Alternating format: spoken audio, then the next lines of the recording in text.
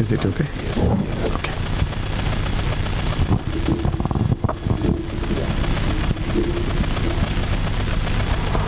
Is it okay?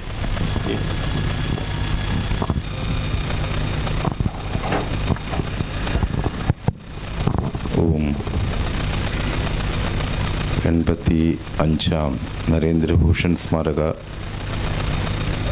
പ്രതിഷ്ഠാപനത്തിൻ്റെ ജന്മദിനാത്സവം, അതിൻ്റെ ഭാഗമായി ഇന്ന് ഇവിടെ പ്രഭാഷണം ചെയ്യുന്നത് ഡോക്ടർ യോഗി ദേവരാജിയാണ്. നമസ്തേ. അദ്ദേഹം കർണാടകയിൽ നിന്ന് ബാംഗ്ലൂർ ആസ്ഥാനമാക്കി പ്രവർത്തിക്കുന്ന 400 സ്ഥാപനങ്ങളുടെ വിദ്യാഭ്യാസ സ്ഥാപനങ്ങളുടെ വൈസ് ചാൻസലറാണ്. യോഗ ജനങ്ങളിലേക്ക് എത്തിക്കുക എന്ന ലക്ഷ്യത്തോടെ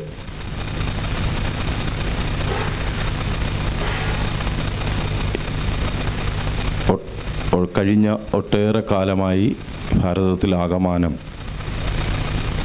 സഞ്ചരിക്കുകയും പ്രവർത്തിക്കുകയും ചെയ്തുകൊണ്ടിരിക്കുന്നതാണ്. ഈ ഗുരുകുലത്തിൽ അദ്ദേഹം നേരത്തെ എത്തിയിട്ടുണ്ട്.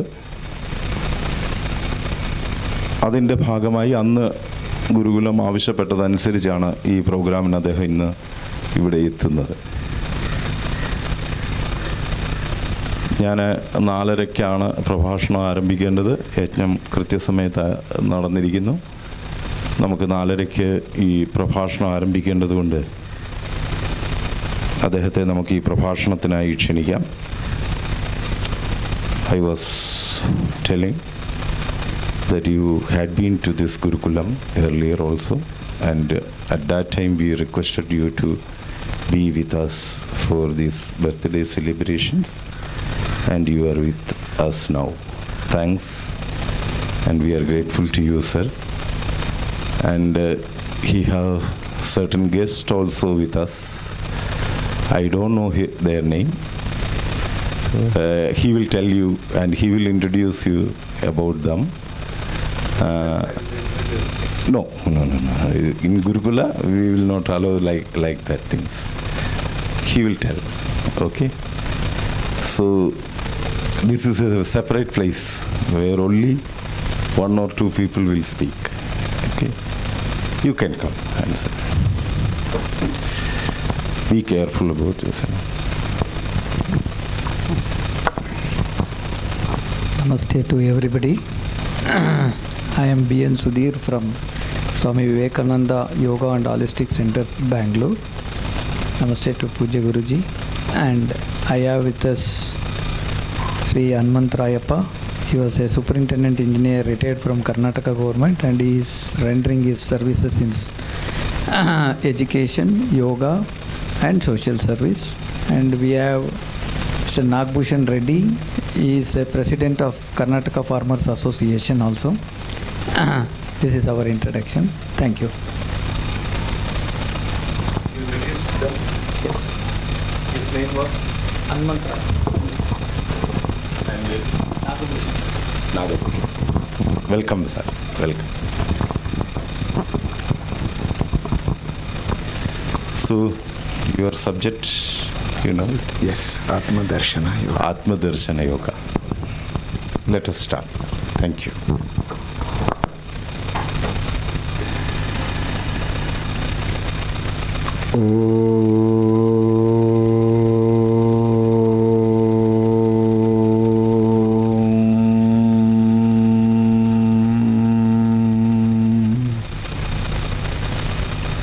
Shri Gurubhyo Namaha.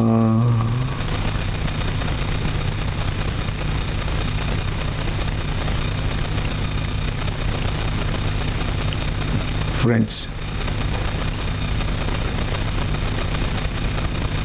it gives me immense pleasure to be with all of you today. I feel myself honored by this invitation to give a lecture on Atma Darshana Yoga in this great occasion of the anniversary of Acharya Narendrabhooshan ji, who has done human service to humanity by giving Vedas in the local language.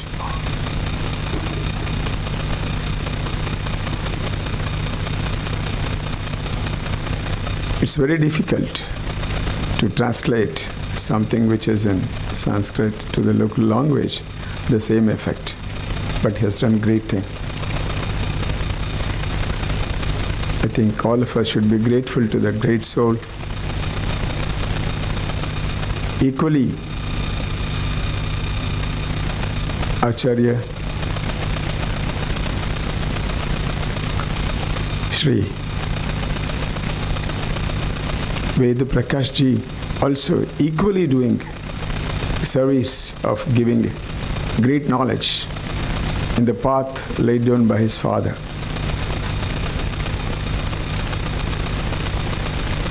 At the same time, I only extremely am sorry I am not able to speak to you in Malayalam, but I can speak to you in simple English, whatever little I know. Friends, this Atma Darshana Yoga is my own experience of my life in the path of yoga. Earlier, I was a bank manager. In 97, I was manager in one of the branch of State Bank of Mysore, where I was working from morning 6:30 or 7 till night. In the process, I neglected my complete health.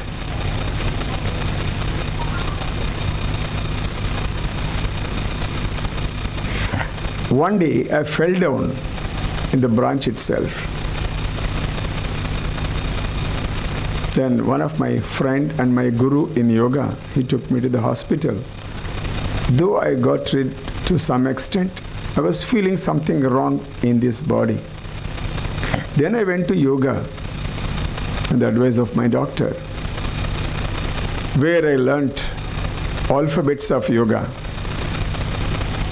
But in a miraculous way,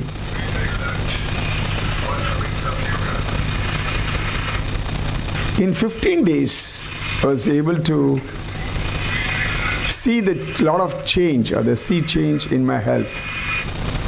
Then I came back home, arranged certain things for my wife and my son, and went back again to do 1 month's residential course to become yoga instructor. That was again another change in my life. Immediately I started explaining about yoga to my people or my friends. Then onwards, I never stopped learning, I can tell you. Wherever I went on my duty, I started teaching.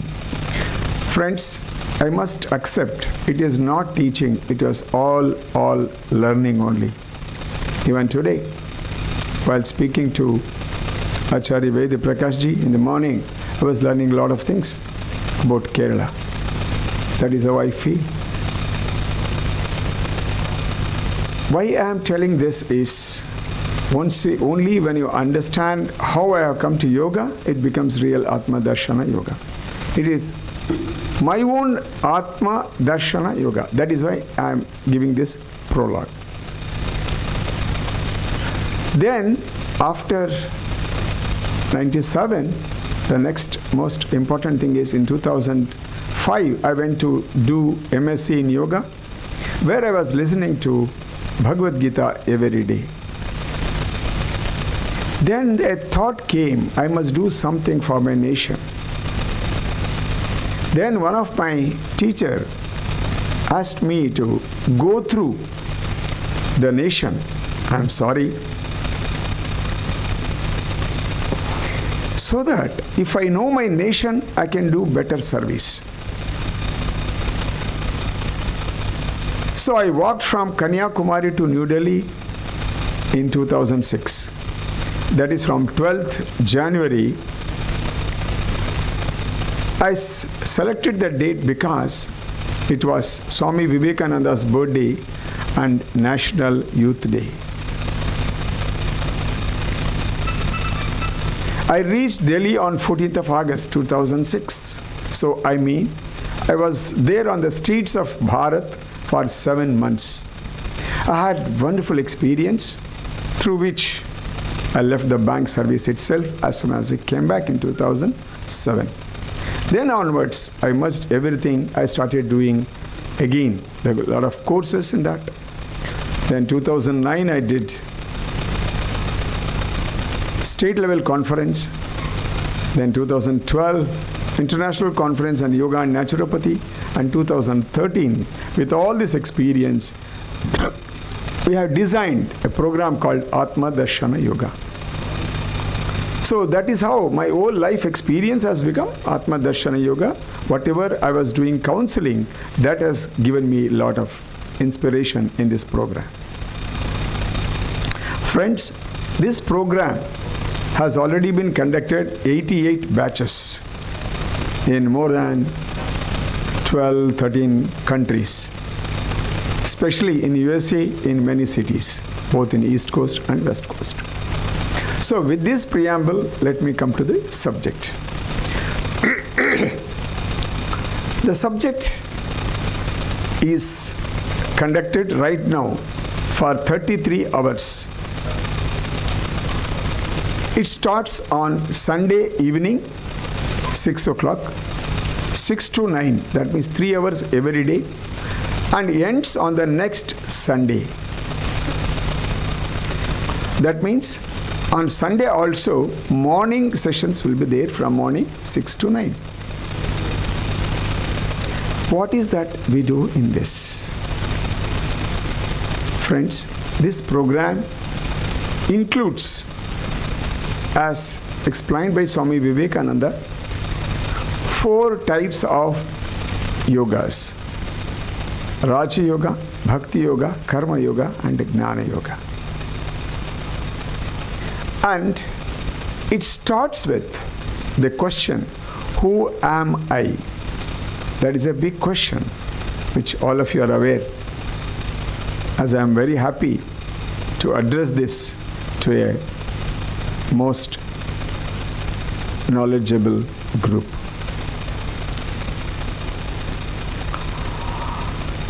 When the question, who am I, comes, generally we think this body is me.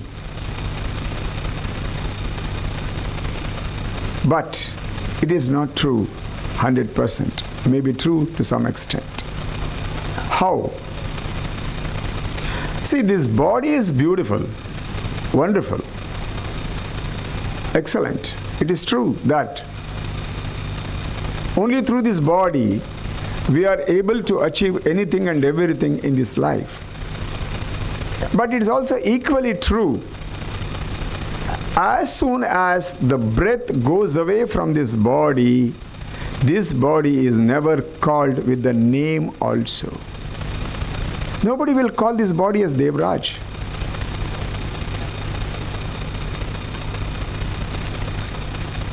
Why? Because this Atma Darshana Yoga starts asking the questions to myself, not asking others even. That means this is a journey towards inward realization or the inner realization. So, coming back to the subject, this body is not me 100%. Because without the breath, this body has no name. That means breath is very, very important. True. This is taken from again Taittiriya Upanishad of Yajurveda. It's called Panchakosha Viveka. This body, yes, without the breath, it is not complete. So we call it as Pranamaya Kosha. This body is Annamaya Kosha, which is made up of earth element or the food. That is why this is called Annamaya Kosha, which is made up of Annam. Next comes Prana, that is I already explained. Pranamaya Kosha is evolved through this. Then comes, if you consider, body is there, breath is there, but I am supposing sleeping in the state of coma. Even if somebody comes and touches me, I will not be responding anything because mind is absent. Without the mind, I can never answer. It's only a vegetable just lying on the ground. Friends, people who are in coma or for a few time, they can only understand this better. Or if you have seen somebody in coma, they can understand this better. So then, what is important? Not only this body, not only the breath, the mind also, which we call it as Manomaya Kosha. That's the mind, which is filled with emotions, feelings, judgments, lot of things. Again, to explain the mind, which is nothing but conglomeration of thoughts only, nothing else. That is Manomaya Kosha. That is a third revelation in the search of who I am. After this Manomaya Kosha, again the search goes on as the Guru tells the Shishya or the disciple. You are very close, but the search is not final. Then the thing comes. See, mind is full of emotions, feelings, everything is okay. Correct. But we laugh, we cry, do everything. But if you laugh just like that, without any reason, what do you call me? You call me as mad, insane, correct? Does it mean that you don't laugh, you don't cry? Yes, you also do. But what is important here? The important thing is, it is under control of the intellect or the wisdom, which is called as Vijnanamaya Kosha. So, that Vijnanamaya Kosha or the wisdom controls the mind. Then only we can live happily. You cannot leave everything to the mind. If you leave everything to the mind, we are called as insane, as I explained. So beyond Manomaya Kosha, it is Vijnanamaya Kosha. Yes, it is true. All of us are made up of all these koshas, right, starting from Annamaya Kosha, Pranamaya Kosha, Manomaya Kosha and Vijnanamaya Kosha. Friends, the most important thing now is, how is that we are using these four koshas to be happy?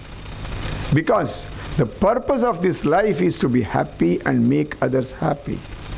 That is not exactly happy. That is a problem with this English. Ananda can never be equated with happiness. Sometimes, yes, we call this as bliss.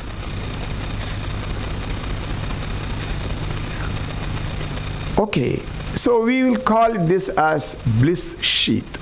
Then what is the difference between happiness and bliss? Generally, we find happiness in the external things. The bliss is always internal. So we call this as bliss sheath.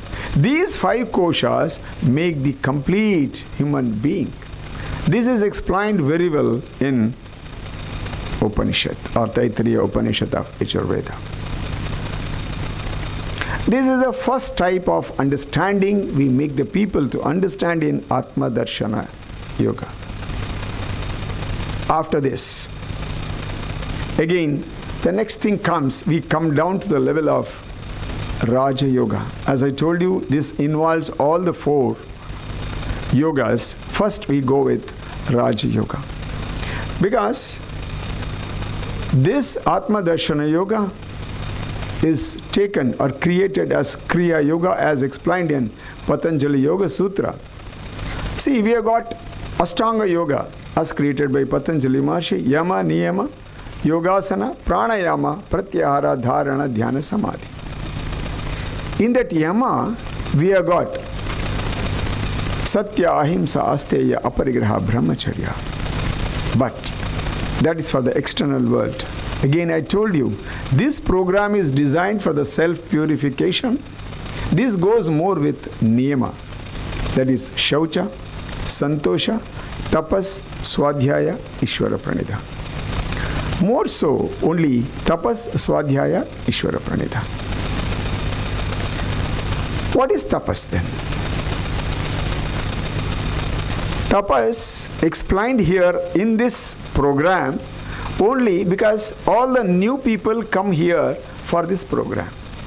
So for them, how we make them understand is, as I already told you right in the beginning, it's only the technology part is explained more than why. That is a science part of Vedas or Upanishads.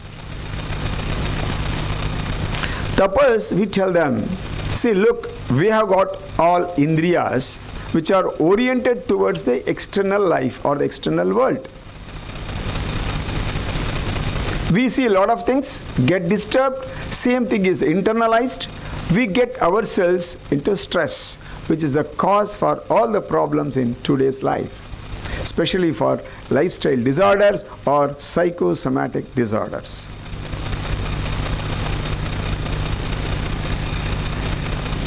So what is tapas? Can we control at least one of the indriyas? We take the tongue or the mouth as one of the tapas in this program. What is that we inform them? What is that we expect? We expect the people to control the tongue or the mouth in two things. One is, see, generally whole life is spent, I mean always I tell about the people, common people who come here for this program generally. We speak always about others, criticize others, negative things about others. But here in this program, the first rule is, whatever you speak, speak the truth. First thing, that is covered in yama. And the second thing is, tell whatever the good things in others, and if at all negative things, find out in yourself what is negative in you. That you discuss, that you bring out, which we hesitate generally. So that is what is tapas, a small way. That is the first thing. Second thing is, we make them to eat only the fruits and vegetables during that period of 9 days. Friends, you may ask why? Because we have spoiled our diet or the food. We don't know how to eat. I'm sorry to make this comment, including me, because I've experienced. That's why I told you in the prologue how I was as a bank manager working from that and totally disrupting my own lifestyle without knowing what is life and what is style. So that is why we insist they should be, at least for those 9 days, they should be on diet, fruits and vegetables. Again, we tell a lot of things. They should wash fruits or vegetables in the salt water for half an hour, then only they have to eat. Because, everything is, a lot of chemicals have been used to grow that vegetable or the fruit. That is the reason. That is a minimum tapas. And why this program is conducted is to reduce lifestyle disorders only, because we call this as Atma Darshana Yoga is a conscious living to control lifestyle disorders, especially diabetes and BP, which is killing today's humanity. So, coming back to the subject again, tapas. Tapas is, the first thing is tell the truth in the program, because I will be checking them every now and then. Second, they have to be controlling their tongue or the mouth. They have to eat only the fruit and vegetable. They should not eat together, first thing. Second thing, they have to eat separately, one time food, one time fruits, one time vegetables. And I told you all those things. But I am not going to the details about that. Probably if I come back for conducting that program, I will be telling all that. I'm only the conceptual things I will be telling. Because we got a lot of good results in that. Recently we have conducted 88 batch. There were 4 people. There were almost reduction of 100 to 150 units in their sugar level. So tapas we introduce like this in that Atma Darshana Yoga. Then after tapas it is Swadhyaya. We consider tapas as part of Raja Yoga, and we consider Swadhyaya as part of Jnana Yoga. So in Jnana Yoga, I already told you, the question is very important. So the question starts here with who am I? Then onwards, who am I? We get into the Swadhyaya every day, how I am in this world. Who I am in this world. So these are the questions we try to answer session by session by session. That I will be telling after a few minutes. Then comes Ishvara Pranidhan. Friends, we take like this. Just because I am beautiful or I am handsome, in few parts of my body we feel so egoistic. But the whole world is so beautiful, which we are enjoying for last 2 days, the beauty of this God's own land, Kerala, thanks to Acharya, with Prakashji for that. So we need to see that nature which is created by the Creator. When seeing that, we need to accept Ishvara Pranidhan. There is something powerful, much above us, which is taking care of the whole world, which is making you and me to sit here today to listen to all this. So we explain this over a period. At the end, last day, we bring them to Ishvara Pranidhan practically. Now, we will see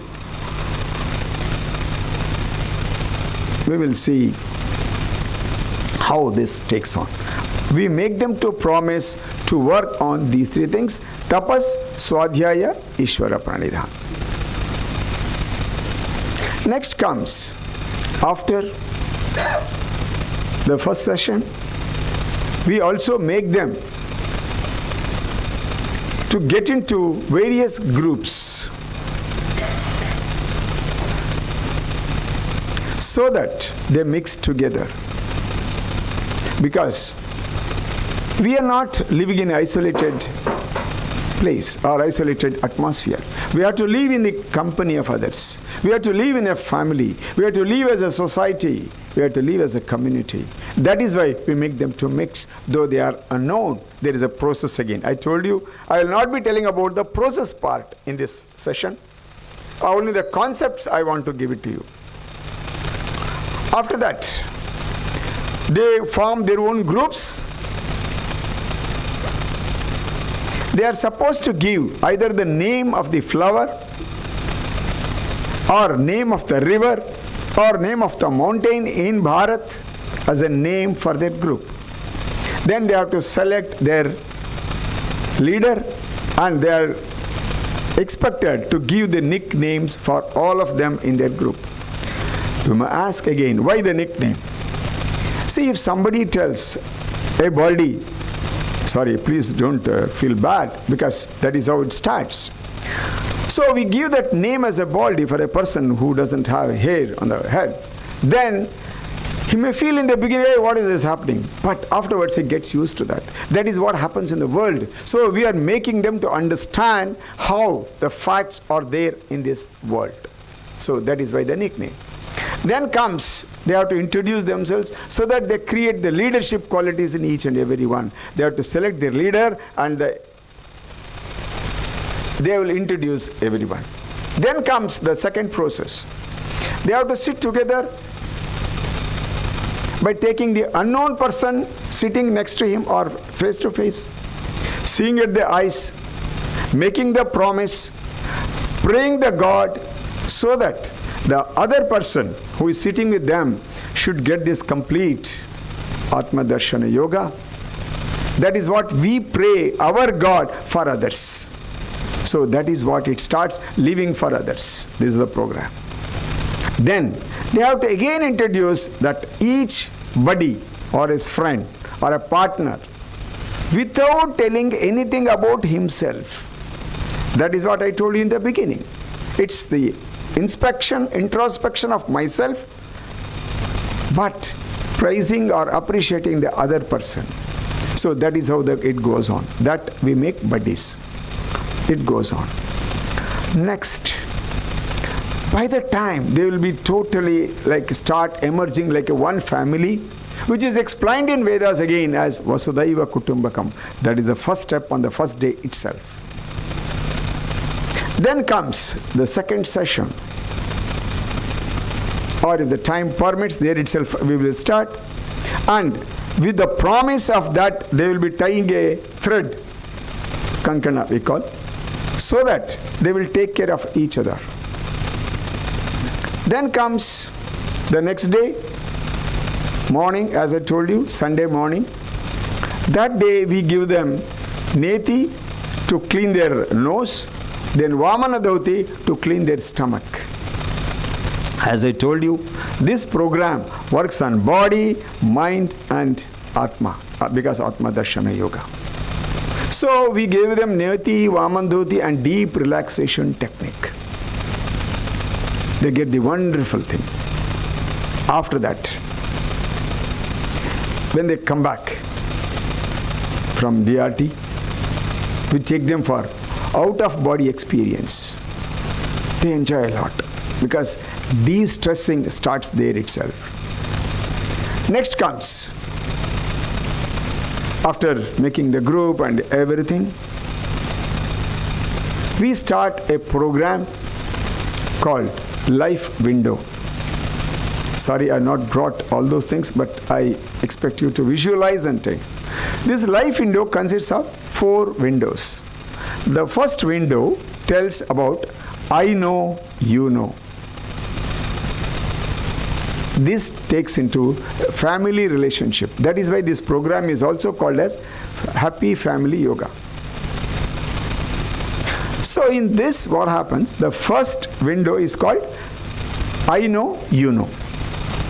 See, in the family, if X knows everything about Y and Y knows everything about X, then what happens there about the relationship between X and Y? Definitely it is good. The problem starts when the other person cannot understand this person about a particular thing. So this always goes with knowing the other person by me. So I know, you know, then there won't be any problem in the relationship. Next comes, you can note down if you want any questions to be asked. The next thing is window number 2. Here the problem starts. I know, you don't know. Many things, friends, in our family, we hide so many things with the other family members. Then what happens? That itself is enough to trigger the problem with these 2 people. And if it goes on and on and on, it creates bigger, widening of the problem. So then the misunderstanding starts. So that is why in this Atma Darshana Yoga, the solution given is sharing. Once you share, the problem gets solved. That is very, very important.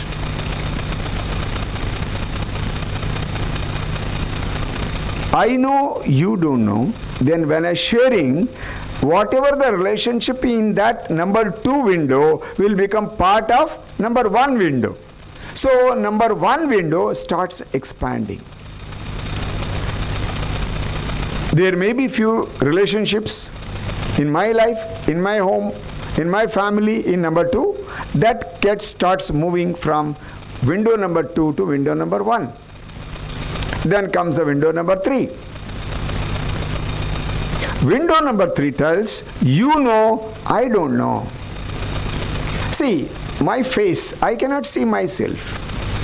In the same way, my behavior, my attitude, how I behave with you, you know better than me because I cannot understand. That is why this program. Because only others know how I am behaving in a particular situation. You will be analyzing me always, but I don't do. That is why if somebody gives any feeling about me, I have to listen first. I have to accept it first. Then what happens? I will be getting a very positive things. Like I was telling, this is the first time that I am coming here and interacting with great people like you. I will be, if I am a very good listener, I will be knowing a lot of things about Kerala. If I say, no, it's okay, I know already, I have come sometimes, many times, that is not going to help me. If I listen more properly, I learn a lot of things. Again, I told you already, by listening to Acharya Ved Prakash, today morning itself, I learned a lot of things about Kerala, which I never knew. So the whole journey of life is learning, learning, learning. So here in this window number 3, you know, I don't know, when somebody is telling, just listen properly and accept it. Then what happens? My relationship will be very good because he starts giving me a lot of knowledge about Kerala. By that, I am becoming more intelligent or more knowing about that place or anything. So that is how it expands the relationship between me and that person with whom I am accepting or listening. So number 3 started becoming part of number 1. So number 1 starts expanding both horizontal and vertical way. So this is number 3. Then the last window is I don't know, you don't know. Friends, this is very interesting. This is a creative mind. See, many things are not known to me. Many things are not known to you also. Like, I will give the example of children in this. Supposing your child comes and tells, Papa, Amma, I want to become an astronaut. What will you tell? I know how you will become astronaut. We are in a village. How can it be? That is a negative message we are giving it. But I don't know. Because even the great astronaut definitely would have born in a small village only. But if you give a negative stroke, negative thought, that child may not become astronaut. So I give the program there or a mantra like thing. Be positive, keep moving. Give the positive stroke. Okay, good. You are born to become astronaut. Then what happens? Child becomes happy. It starts moving in the same direction. It starts achieving step by step in that direction. I'll give the example of Maharaj Shivaji. If at all Shivaji was able to do all that, it was because of his mother, who gave that positive strokes right from the beginning. He was able to achieve everything because of mother. So mother plays a lot of thing in designing our own future. So that is why this 4th column or the 4th window is very, very important. So here both happens together, sharing by others, accepting by me. Then what happens? We move from I don't know, you don't know to I know, you know directly. I can give one more example to you friends. Probably you are never aware what your children are going to be. But whatever push you have given during their childhood, today they are proving themselves. So that is what we need to understand this Atma Darshana Yoga. So this is the 4 windows concept we explain in the next session. After this, in the next session, of course, we ask a lot of things here. And we tell about some stories which I want to tell you really. Because before going, we have to accept, are we really interested in going inside? Because Atma Darshana Yoga is study of my own self. Generally, at this point of time, I tell some stories. One story is from Yoga Vasishtha. That is how we introduce our text. Yoga Vasishtha, the story, maybe all of you are aware, a 4 wives story. Story goes like this. Once upon a time, everyone knows, there's always story starts with once upon a time. This story also starts like that. Once upon a time, there was a king. He was having 4 wives. This is also common because king means many wives. As he was ruling, one of the astrologer, great person, comes to his asthana, like kingdom, and tells, "Hey Maharaj, you are going to die in few days." Naturally, any person, whether is a king or a beggar, he starts getting that feeling, oh, I'm going to die, what to do? Somehow he got a feeling, oh, I got 4 wives. I can ask one of them to come with me. It's a fantastic idea. He goes and asks. Friends, as all of us know, when the 4 wives are there, the youngest would be the most loving wife. So he goes and asks, "Oh, my dear, one of the astrologer, a famous person, has told me that I'm going to die shortly. I want you to come with me." She tells, "Hey, no, I can't come with you. Do whatever you want. Hell with you." Then what happens? Suddenly he gets the complete feeling, oh no, what is my life is happening? Oh, one wife has already said. But somehow he gets a feeling, okay, I've got 3 more, let me try the 3rd one. What's the 3rd one? Again goes and tells, "See, I'm going to die shortly. Please join me in death also." But she tells, "No, I'm sorry, I cannot come with you." Then he tells, "Look, I am presenting you to a lot of people. I'm taking your advice. I'm living like that. But now you are telling you are not coming with me." Then she tells, "Okay, I will come up to graveyard, but afterwards you have to go alone."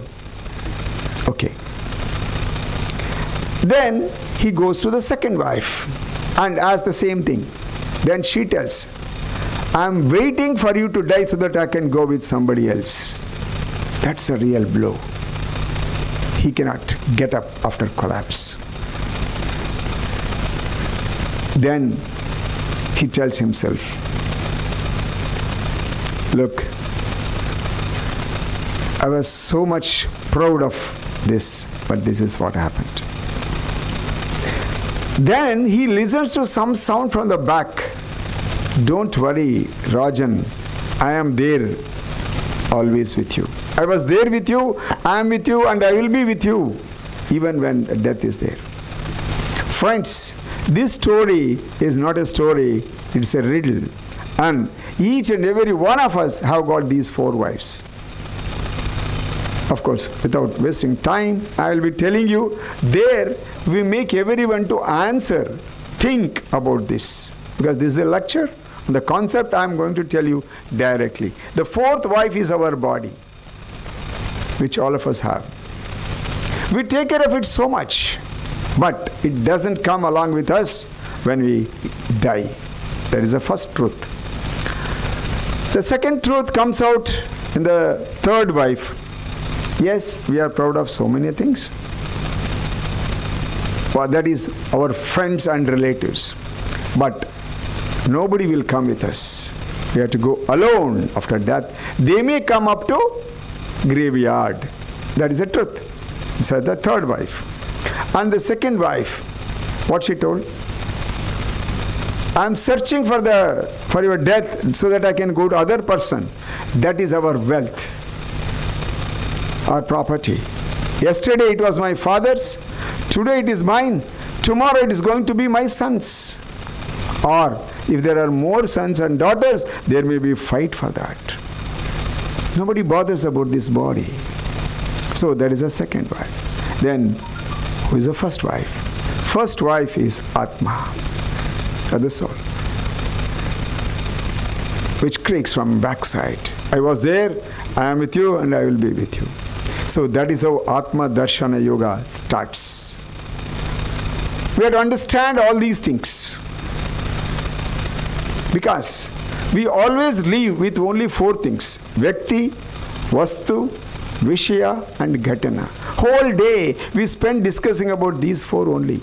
About somebody XYZ, we'll be always discussing Vyakti. Then Vastu, all the materials, that book, this book and all that. Vishaya, subject, that subject, this subject. If I'm a banker, I'll be asking about only banking questions. If I'm an engineer, all engineering questions. Like that the life goes on. Then the Ghatana, especially, I'm sorry, but this is truth. If I am more than 60 or 70, we'll be telling about, what happened in 91, 92, 93. Always we go back, taking the stories from the back. Always incident oriented, situation oriented from my past, of my life. So, like this, we will be spending our life. So, with this Atma, to explain this story, I will be telling them. Then I will be telling 2 more stories to introduce them to the rules of the program of Atma Darshana Yoga. What are the rules? See, first thing is, during time of Buddha, there was another Zen master. Zen master was jealous about Buddha. Hey, why? How come that everyone goes to Buddha and they are not coming to me? One day he thought, let me go and check what is the speciality about Buddha. He goes there. As soon as that master comes to the door, Buddha runs and goes and receives him with a lot of respect. Brings him to the place, makes him to be sitting comfortably, keeps a saucer, then the cup starts pouring tea or kashaya, whatever that time he was giving. But he was pouring even after that cup was full. Then it started pouring to the saucer. Then he shouts, that Zen master, hey, why are you pouring again? It's already overflowing. Then Buddha tells with smile, Master, that is what I want to tell you. You have come already with a full in your mind, with a lot of emotions, feelings, judgments in your own mind. Then how can I give anything? It just spills over. So, whoever comes to this Atma Darshana Yoga, you have to bring the total empty cup so that we can fill something. That is what we communicate, the rules of Atma Darshana Yoga. The next thing is another story. This story goes like this. There are 2 monks in one of the gurukuls or a monastery. They want to go to another monastery. That whole day they have to walk. Somehow, being the sannyasis, they decided, let us not talk anything in this path from morning till evening till we reach the other monastery. They accepted. They started walking.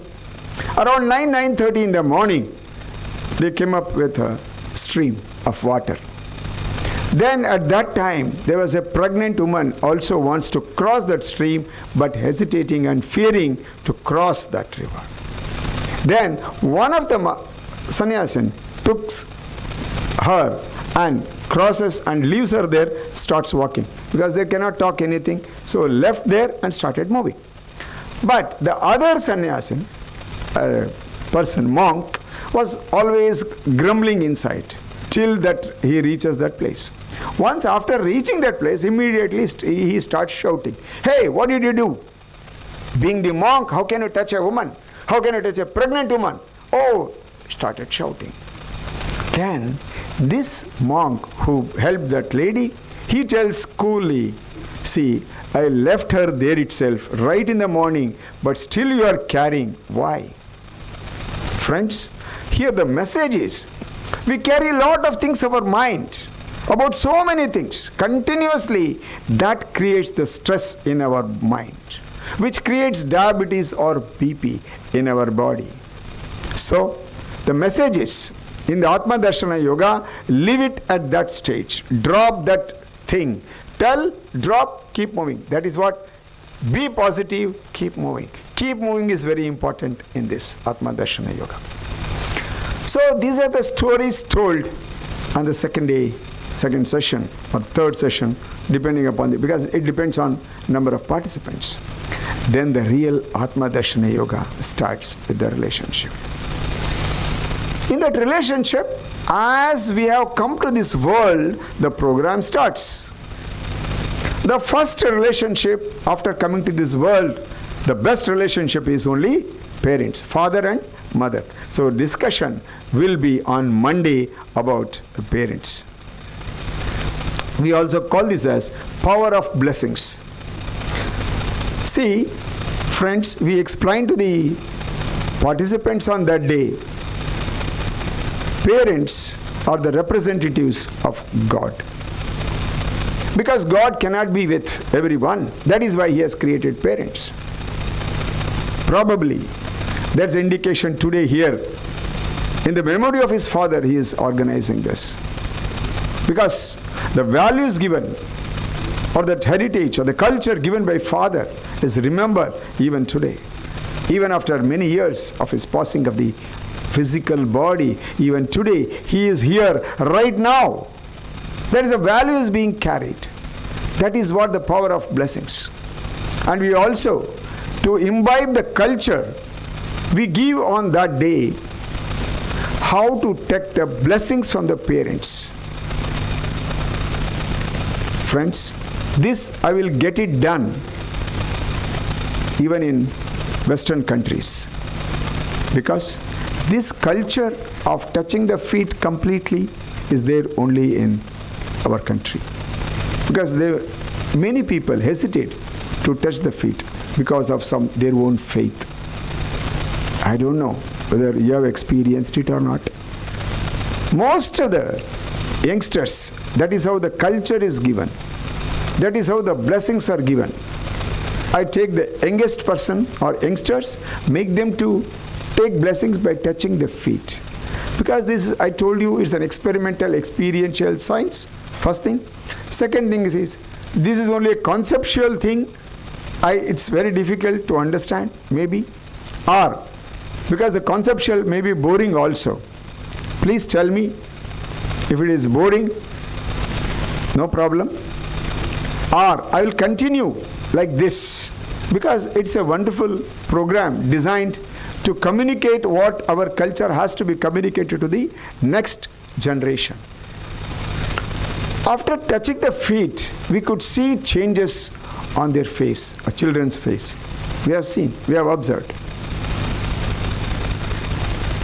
That is how we bring the children back to the fold of parents. This has become very evident, especially in USA. I have seen. They have never touched their feet of their parents. They feel something here head. Many students or many participants, youngsters, they tell, oh, there is something happening here. That is the energy they get from their parents. That's why I told you it's an experimental, experiential science. That is Atma Darshana Yoga.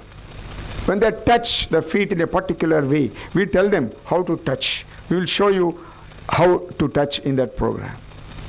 So that is how the program, then they start sharing how they have behaved with their parents. Misbehavior, everything comes out. They cry holding their parents. We have done. And they accept, yes, we have done so much of mistakes. We have again opposed them, their decisions. We have never respected them. We have done a lot of bad things which we know ourselves.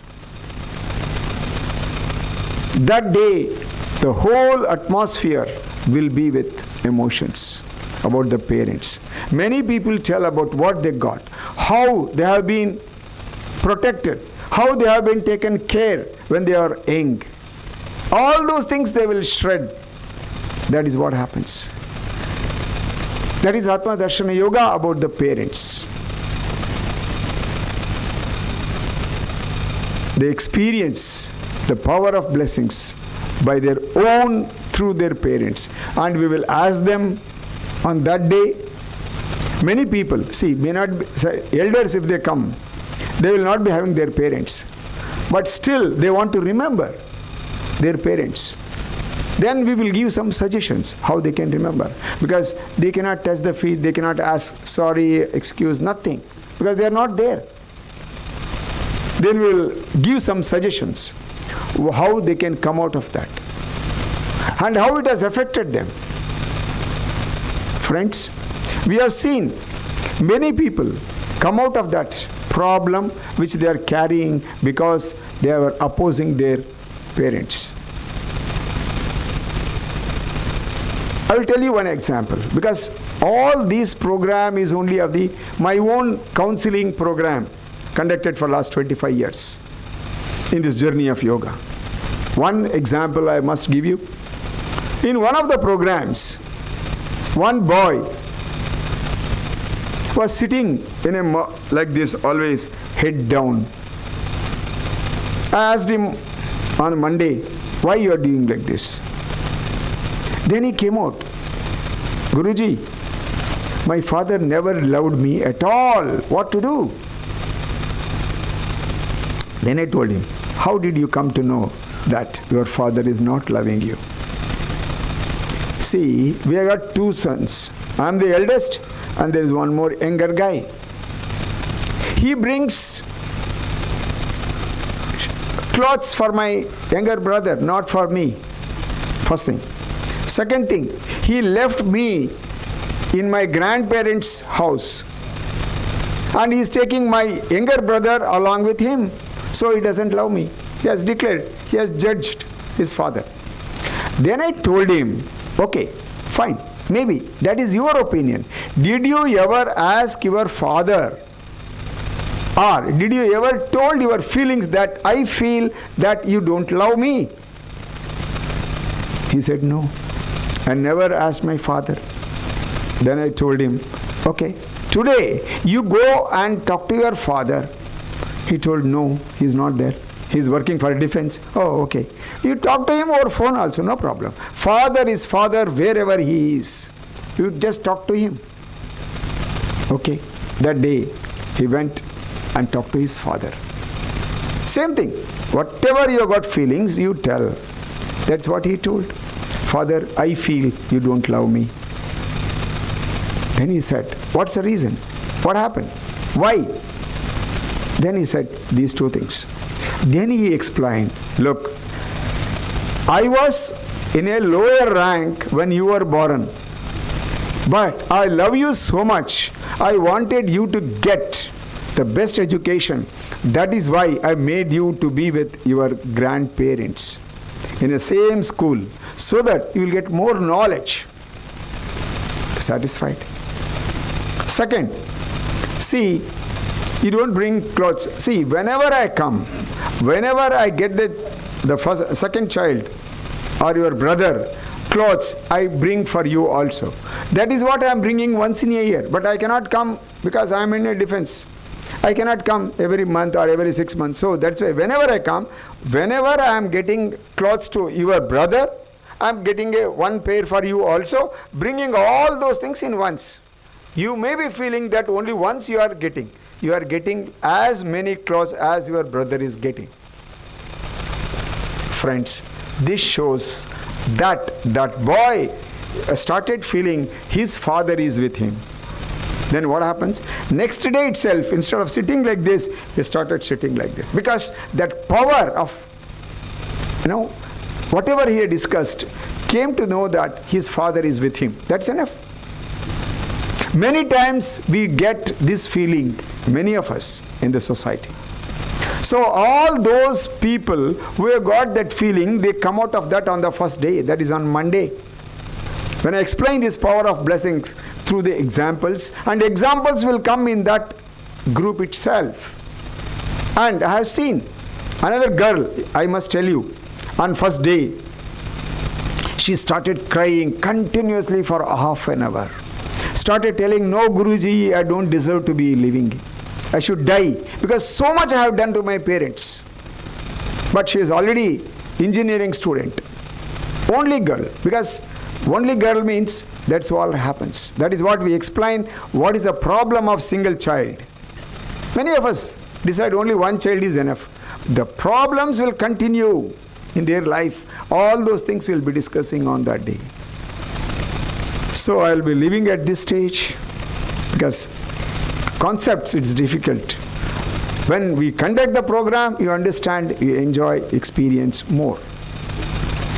So, this happens on Monday. Over. Tuesday.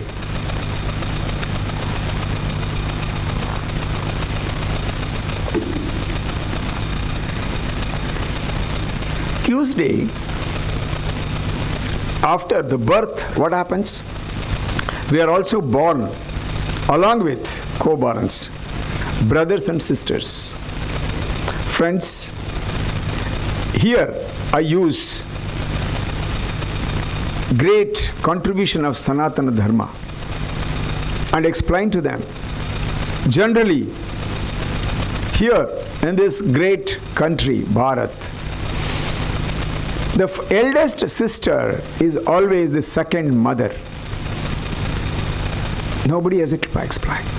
We fight with the eldest sister, but she takes care with a love and care as if she is the second mother. That is what we explain on that day.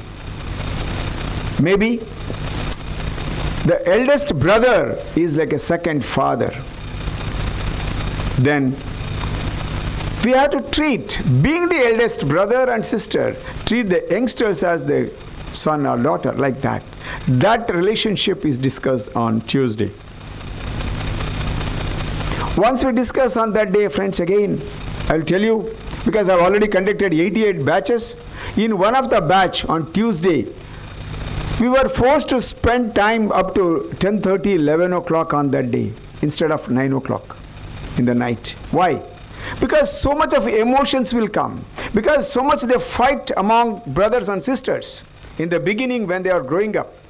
But once the sister goes away after marriage, then they started seeing, oh, I should have had my sister in this house itself. So then their connection starts, or binding starts becoming very strong relationship after she get marries. That is what we are able to see, the first thing. Second thing, whoever was not having sister, they start finding sister in that Atma Darshana Yoga itself. Whoever wanted to have a brother, they will find brother in that Atma Darshana Yoga batch itself. Friends, they go to the extent of bringing some gifts, getting Rocky, I think, I don't know whether it is there in Kerala or not, but in other states, yes, it is there. So they bring that also, they tie, a lot of celebrations will happen next day also. This gets carried out. Because, friends, I explain, if at all you are happy, it's happy because of our relationship with others in the family. It is because of we are happy in the office also, because of our relationship in the office also. Because everywhere the relationship finds a way for our happiness. So we explain all these things on Tuesday about the co-borns, how the relationship should be, and if there is any problem, how we can make corrections. All those things happen on Tuesday. Thank you. On Tuesday, it happens in a wonderful way. After this, next day comes Wednesday, 5th day. That is exactly the 5th session. Already 4 sessions are over, and there will be 4 sessions remaining. You know what happens in the middle of our life? Same thing here also on the middle of the day, middle of the program. Here the relationship. So far we have discussed about the relationship created by the Creator. But that day, the first relationship, whatever we make in this life, and goes up to till the end of our life. What is that? Spouse, husband or wife. That is what we discuss on Wednesday. Friends, till that we make them to close their eyes and share with others. Then they have to come sit along with me to discuss everything. That is a technical part, technological part. But on that day, no closing of the eyes, because if you are married for 1 year, or maybe recently in the recent batch, there was a couple who are married for 44 years, living together happily. we make them to explain about their life, how it is happy married life, to the youngsters who are married just now, maybe having some problem with their spouse. That's a very interesting thing happens on Wednesday. So all the seniors will be sharing how they are happy with their wife or husband. What is the technique they are adopting to make other happy? Friends, on that day,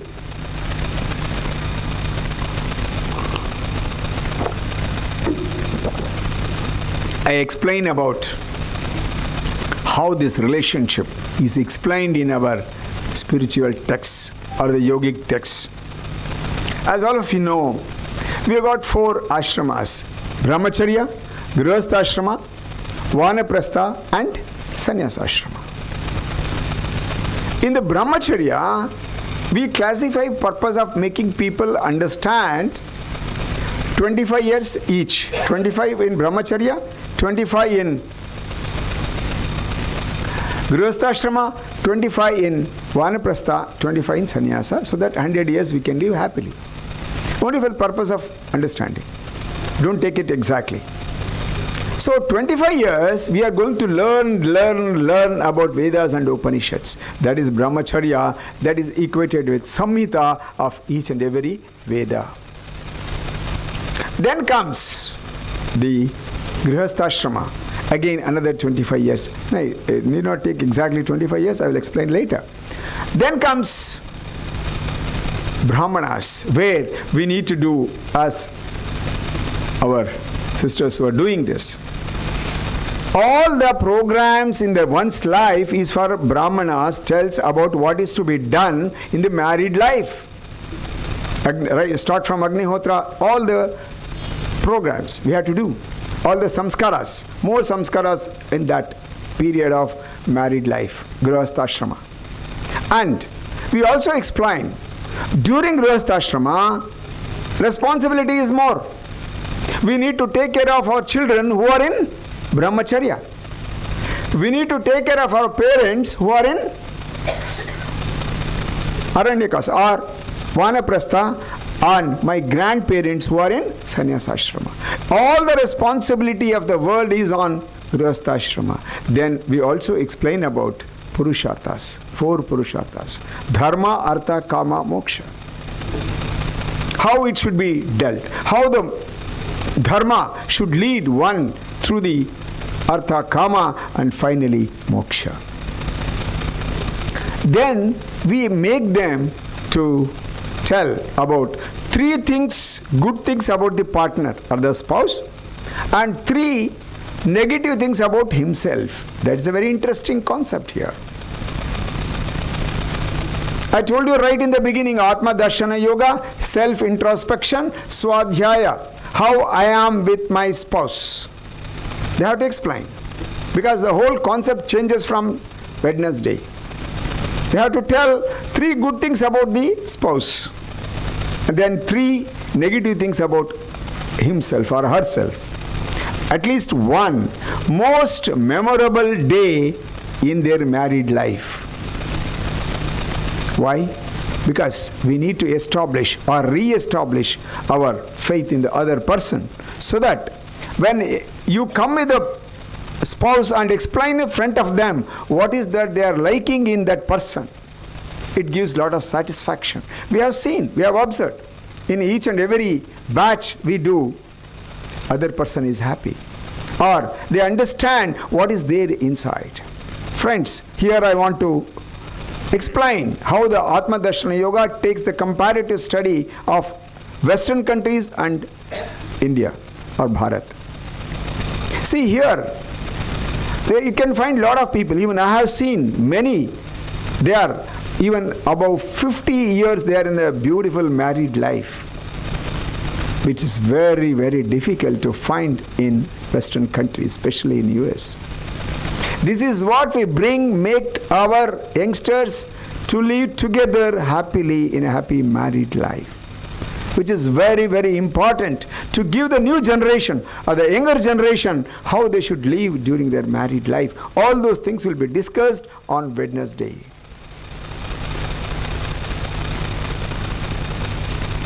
There lot of things will come out.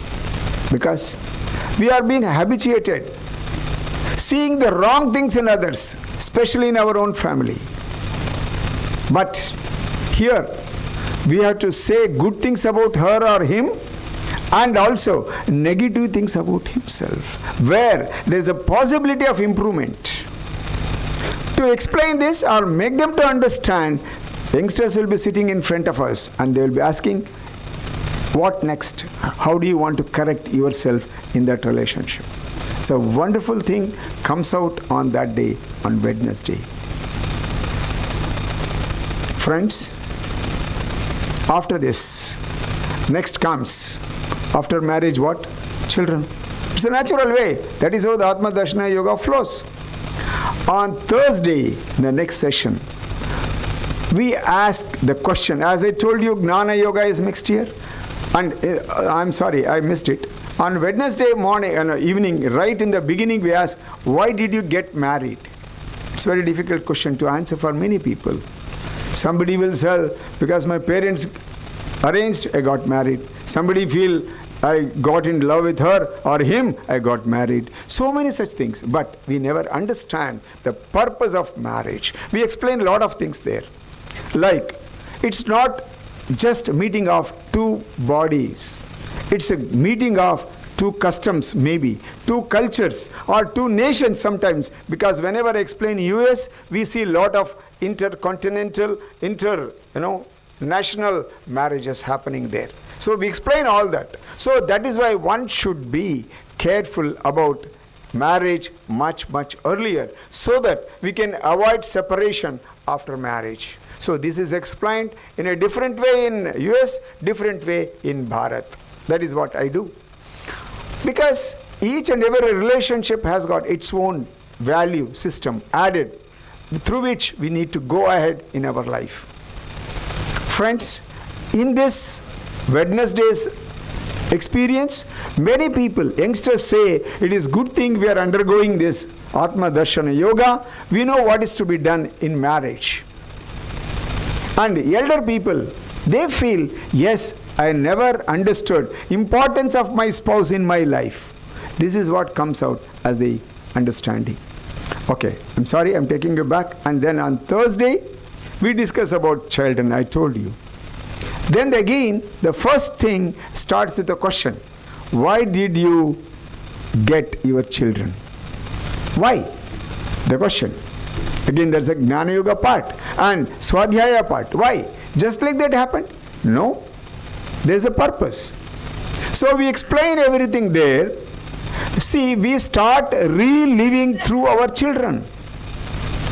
Supposing I wanted to become a doctor, my father did not support. So what I do, I make somehow my child should become a doctor. We force. They may not be interested. Why we force? Because we see ourselves again in our children. That is why that fourth window is explained on that day. Whatever your child is interested, why don't you support? Because they are different. Though they have come through you, they have got their own karmas. We explained there, prarabdha karma, sanchita karma, and agami karma there. So, take care of your children, give abundant love, care, everything, but don't force them to do something. And friends, I am really surprised, we get a lot of things on that day also.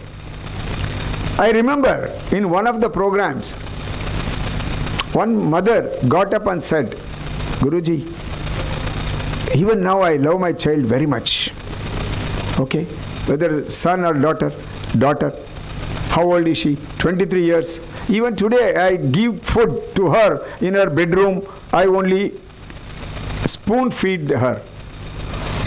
Then I told her, see, she will never stay in her in-laws place.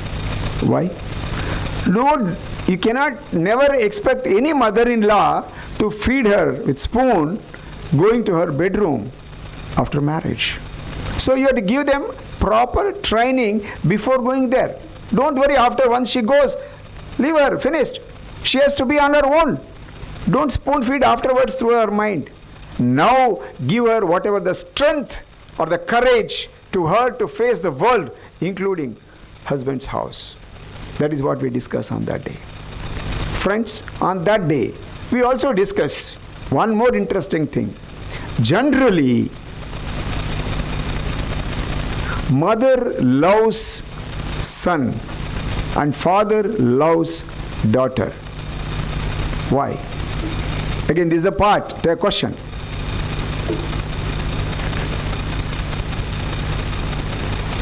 Of course, a lot of things will come out as answer. But finally, the discussion would go like this. See, father knows in any way, I don't know, maybe Kerala it may be different.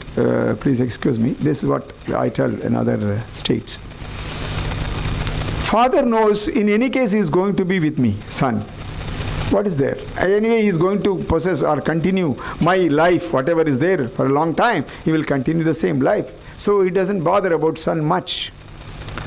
But he has got a feeling, in any case, one day or the other, my daughter is going out. Let us give love as much as possible right now when she is here with me. So he loves. Then, coming to mother, she worries more about daughter, gives more love to son. Why? See, mother has come to that house to give Vamshodharaka. That means who continues the generation. She is happy because of that son, she has completed her task of giving the next generation. So she loves a bit more. Then why she is critic about the daughter means whenever she goes to the in-laws place or husband's place, she should get good name for this house also. So this is how it is embedded in how the relationships are brought or how the relationships are built in the family. So that is how the discussion goes on and on about on children on that day. As I already told you in the beginning about explaining the fourth window, because you don't know what they are going to become. So you support them whatever they want, whatever their passion. That's very important. Because their passion is to become an engineer. If you force them to become doctor, the failure starts. Friends, here again I want to quote one example. Parents have come. They were going this Atma Darshana Yoga. They were having 3 daughters. First daughter is an engineer working in some company. Second daughter, she took again PCMB, physics, chemistry, mathematics or biology, science subjects. And she has completed MSc. They wanted the third daughter also to take science because both of them are sisters or science. Let her also take science. All the 4 sat in front of her, forced her to take science only. The effect was, second year PUC or 12th standard, she failed once. Second term, failed. Third time also failed. They could not understand why, what happened. She was intelligent only. What's the problem? During that time they were undergoing this Atma Darshana Yoga. All of them were there, all the 4. She did not come because she has become already depressed, stressed. She doesn't want to come anywhere. She did not come. They asked. Then I told them only one thing. Did you force her to take science? They were started seeing each one's face. They said finally, yes, we forced her. That is the reason why she is not able to complete even this 12th standard. Even on the 3rd attempt, she was failing in all the 4 or 3, whatever it is. Because there is an embedded feeling, see, why these 4 people or 5 people are forcing me to take only science? Then I told them, okay, do the same thing again in a different way. Make her to sit, all the 4 of you sit in front of her, promise her that once she completes 12th standard, she can take whatever she wants.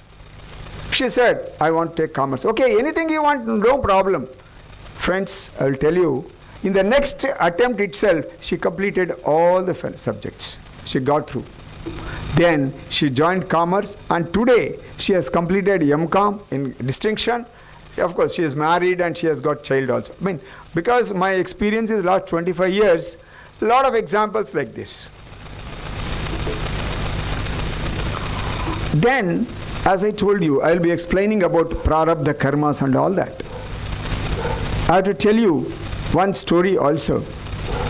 It's not a story, an incident happened in my counseling time.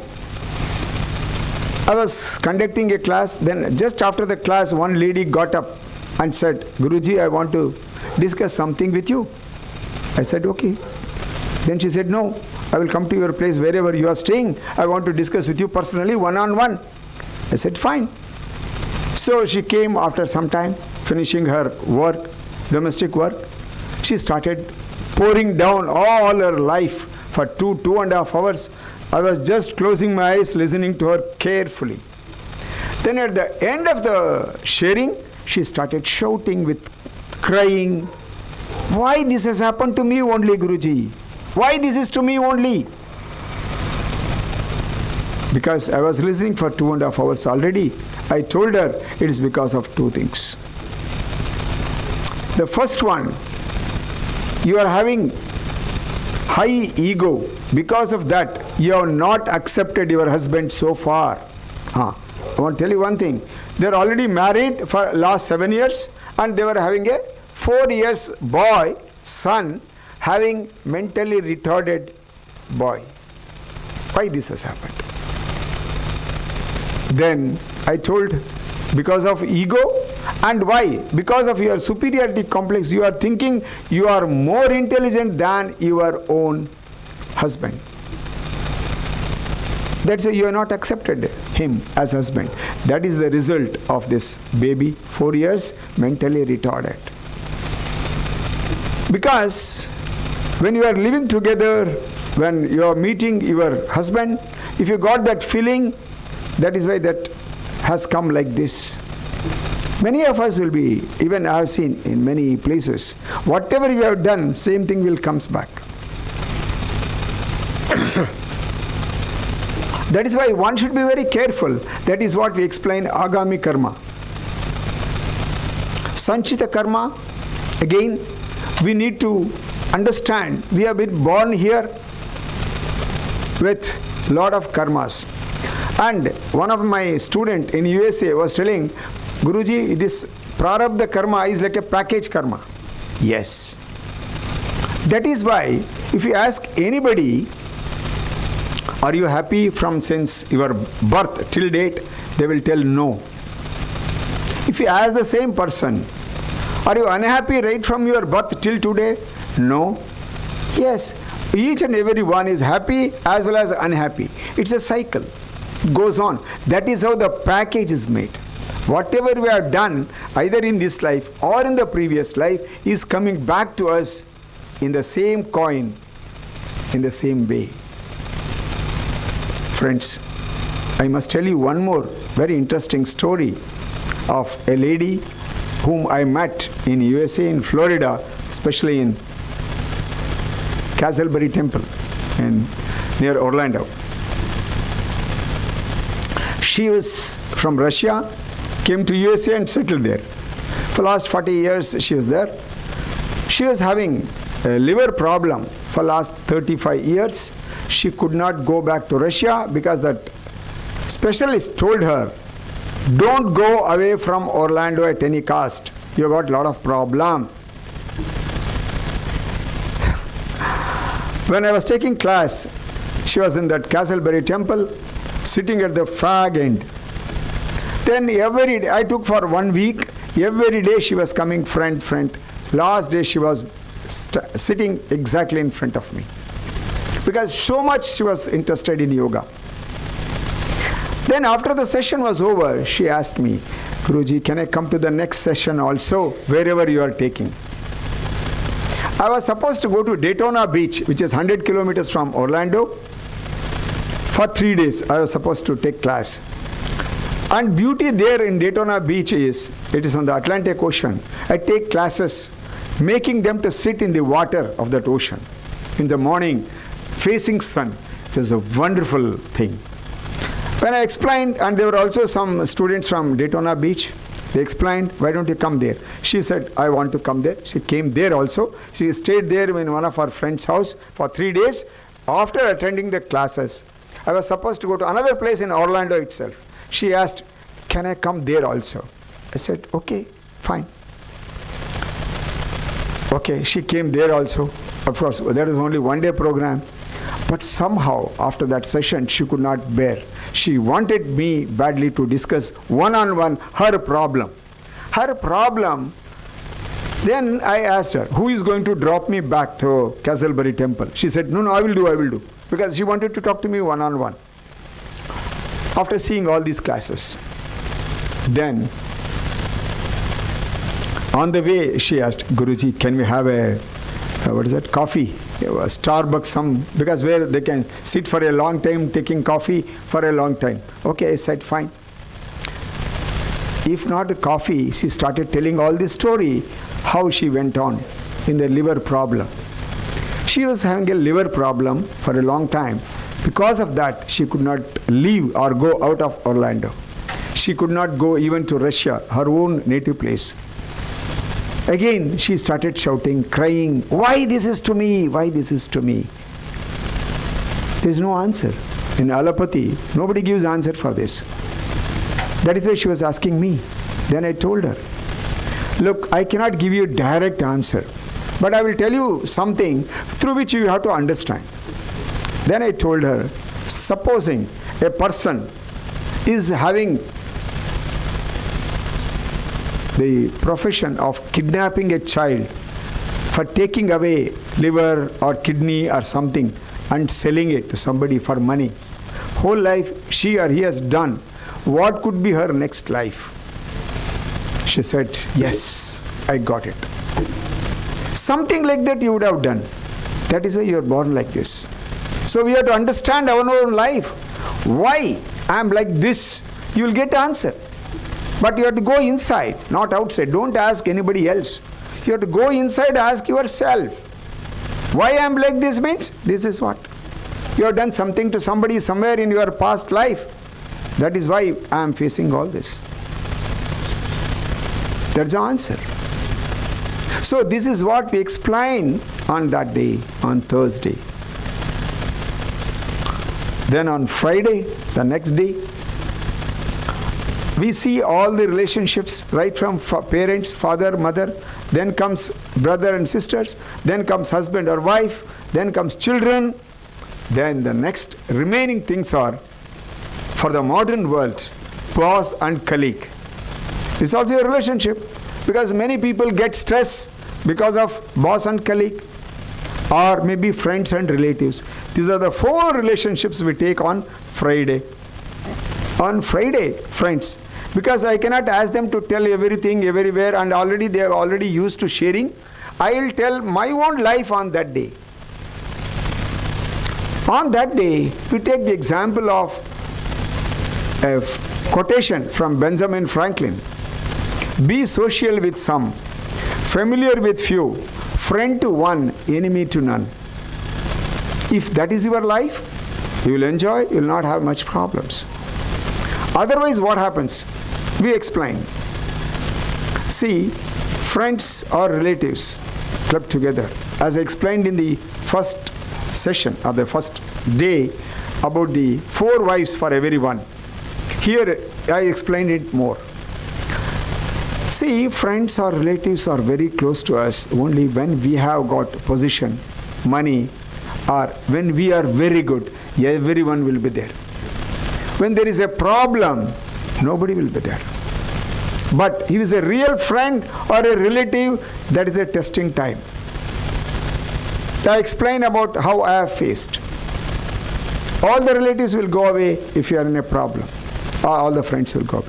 If you have got such a friend with the exception or a relative exception, I make them to come to the dais and explain. That's about friends and relatives.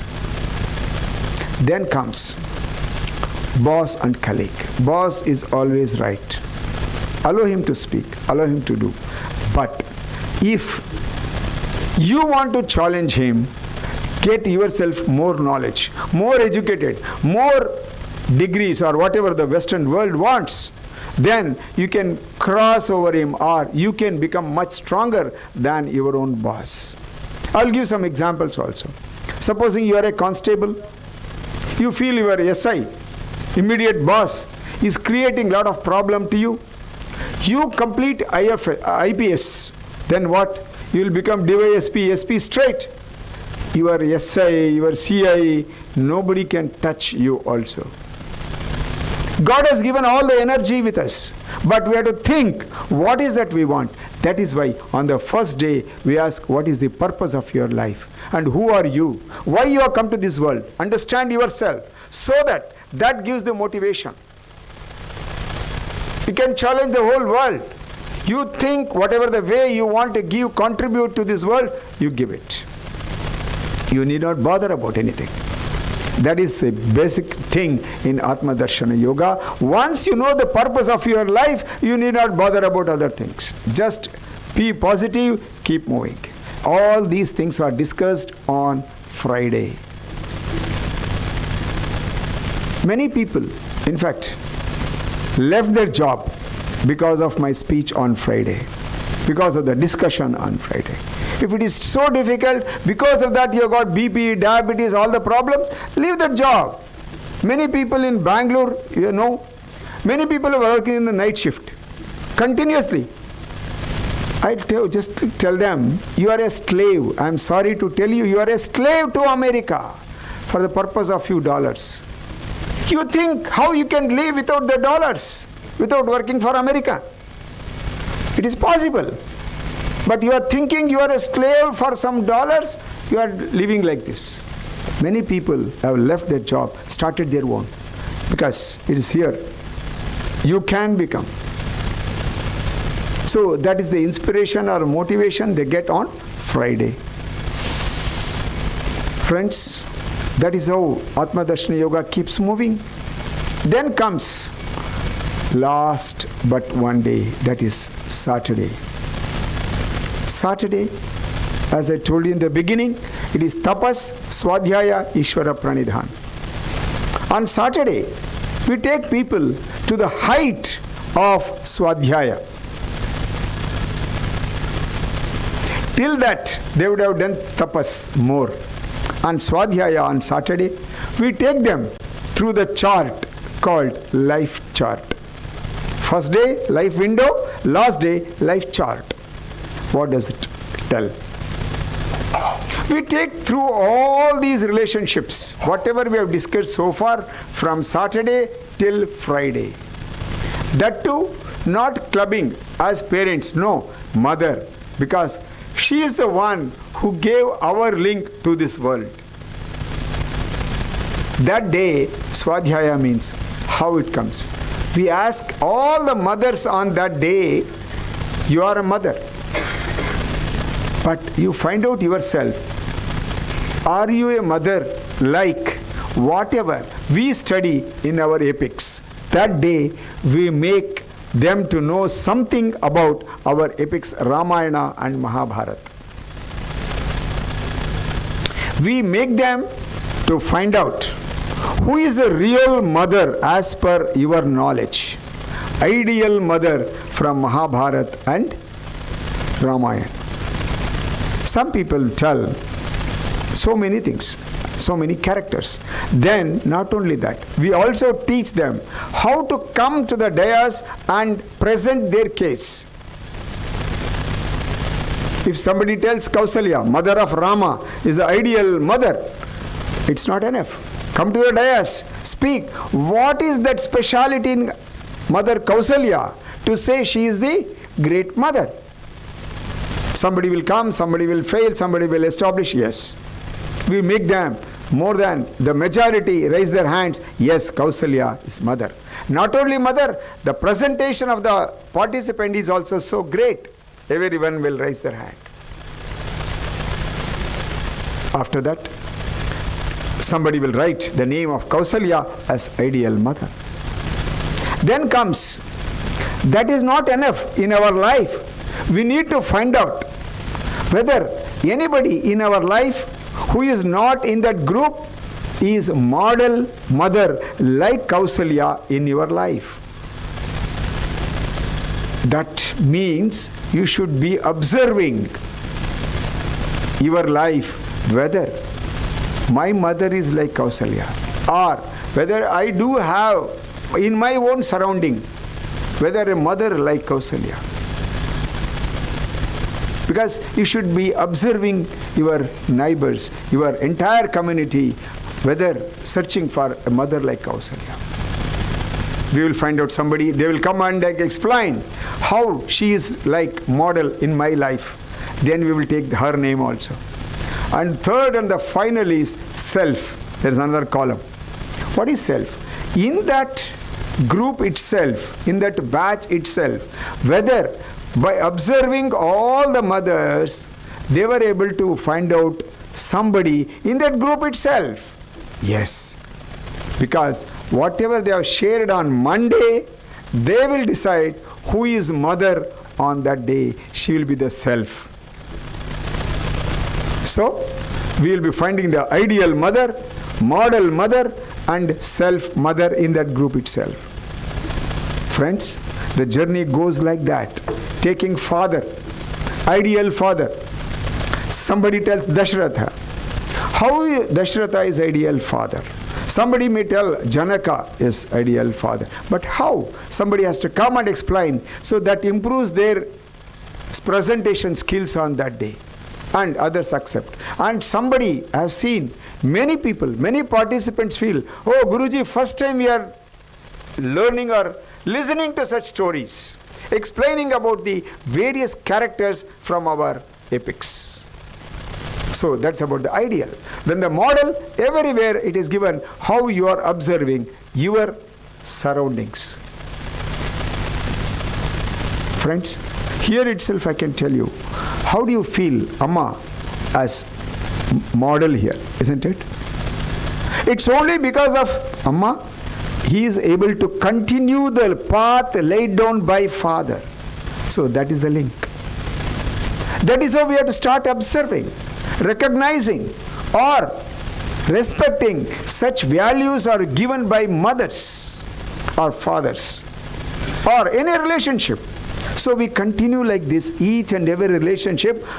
More than the epics, more than the model, lot of blow is given to the people who are attending there, whether he is a good mother, whether he is a good father or brother, like that. Each and every male and female is questioned whether he is good in that particular relationship. That is Atma Darshana Yoga, peak of Swadhyaya on that day. And on that day, not only all these relationships, but also we introduce some relationships also.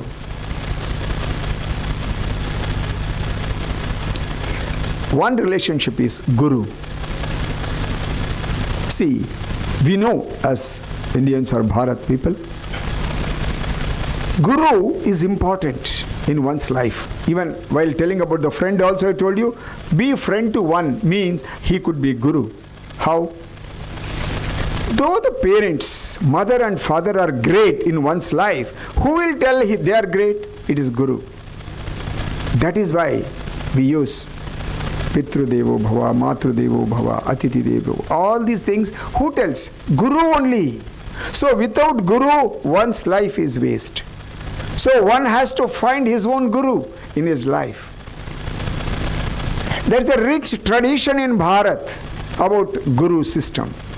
That is why any speech starts with respecting Guru. Mother is the first Guru. All these things is taught by Guru only. That is why one should have always Guru. There may be many Gurus, but Gurus are very important. He is the one who takes us from darkness to light. All these things are explained on that day, Saturday.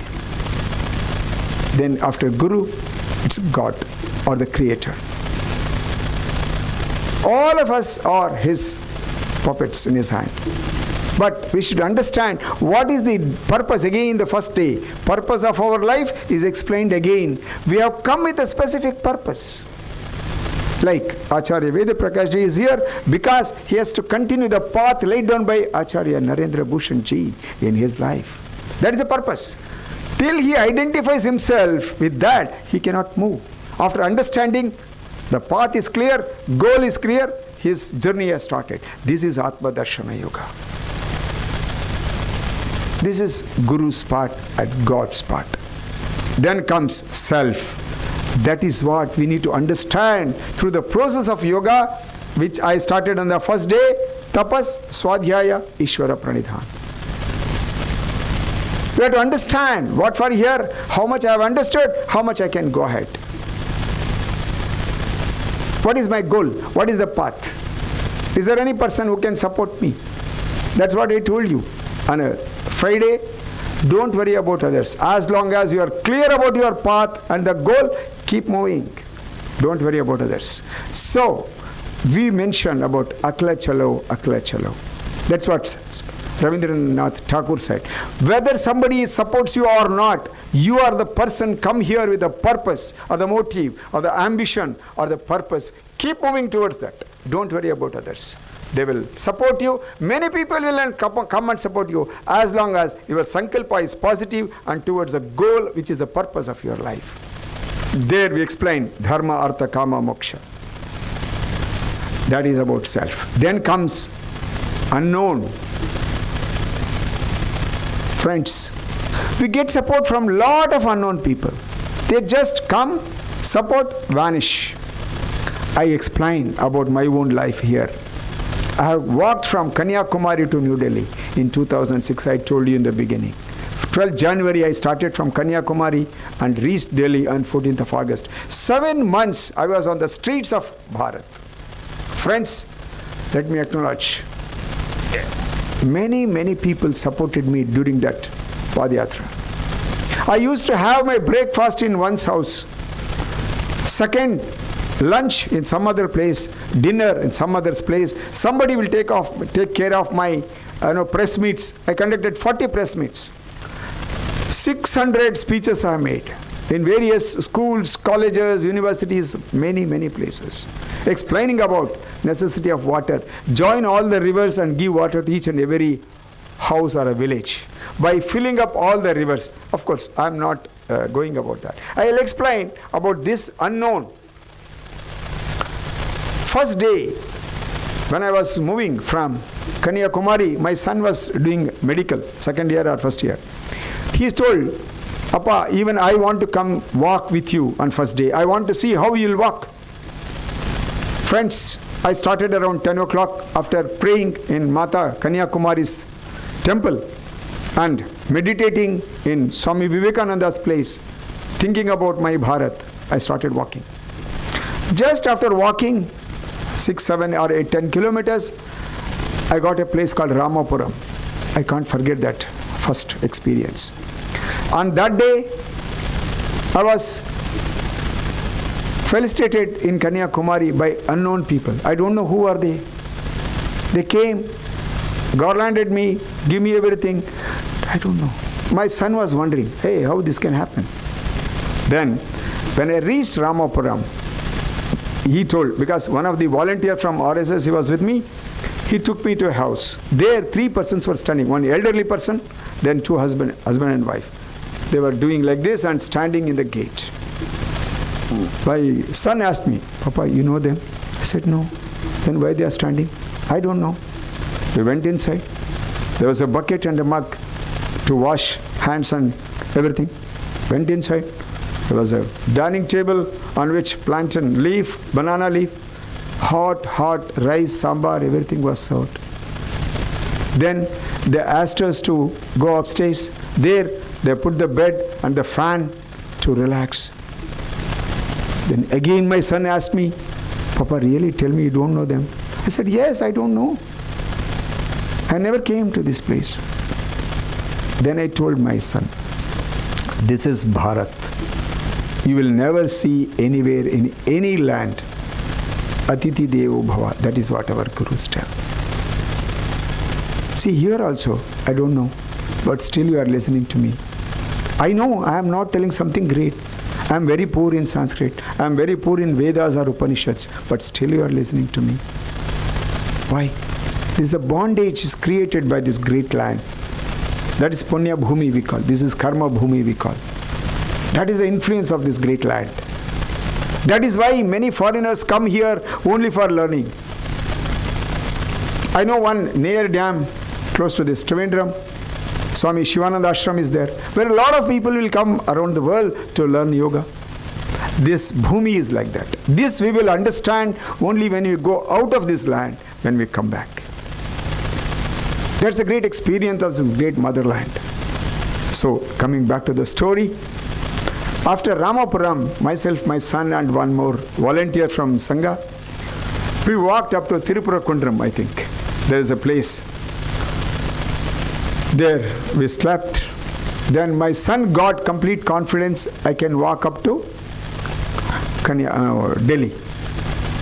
He said, Papa, I will go back. I know, I am confident he will reach. Must be Tirunelveli, not Tirupura Kundram. Tirupura Kundram is much far away. No, that's why I don't know. Some place. There was some Rathotsava on that day we visited. They could find. So that was so good. Then I walked Tirunelveli, so many places. I cannot tell because that takes longer time. I will tell you some of the important things. I sat for meditation where Veerapandya Kattabomman's Samadhi. Like that there are many places. Though I didn't know Tamil, but I was accommodated. Many places there were discussions with journalists. A lot of things happened. I'll tell you a few things which are still lingering in my mind. A lot of experiences. When I was in Madhya Pradesh, many people told me, Guruji or Devraji, you are going to have a very bad experiences in Madhya Pradesh. Somehow, it is their vision or the belief. I said, it's okay. When I went to a place called Shivapuri or Guna, something there it is famous for dacoits. Even in that city or the town, they told, maybe you may be kidnapped by one. There was some dacoit at that point of time in 2006 when I was walking. I said, it's okay, fine. What is there? It's an experience in life. He may do anything. Fine, let him do whatever he wants. Anyway, if he wants some money or nobody will give for me. He has to feed me and he has to take everywhere like Veerapan took Rajkumar. Because in that year only he was kidnapped and he was released in Karnataka. I told, no problem for me. But fortunately, nothing happened. But the great experiences I want to tell you. Just after that Narmada, there is a small town called Budni. Hoshangabad, correct. Just after that was Budni. There was no purpose of staying there, but I was walking. I asked him, is there any great person? Because I remember you only when I met you first. Because that name, Ramesh Kumar, exactly like you only. When I was walking, I was asking, is there any person who can take care of me? Because I wanted badly rest. Because continuously I was walking for many months. Then somebody said, Ramesh Kumar is a journalist, he will take care of you. I started asking, where is Ramesh Kumar's house? Where is Ramesh Kumar's house? I was going. Then I went there. I was having a long beard because walking without removing that. Then long hair on the back also. Only one backpack, one stick in my hand. Some few flyers in my hand. I went there, said like beggar, no, Bhavati Bhikshandehi, like that. I asked in front of Ramesh Kumar's house, Sir Ramesh Kumarji, I called. His wife came, said, Sir, probably he didn't know anything. She could not make out anything. Wait karo. She went inside, told Ramesh Kumar. As soon as he came, as soon as he saw me, I don't know what happened. Maybe because journalist, he would have seen me in paper, walking and all that. He called just inside his house and made me to sleep in the bedroom.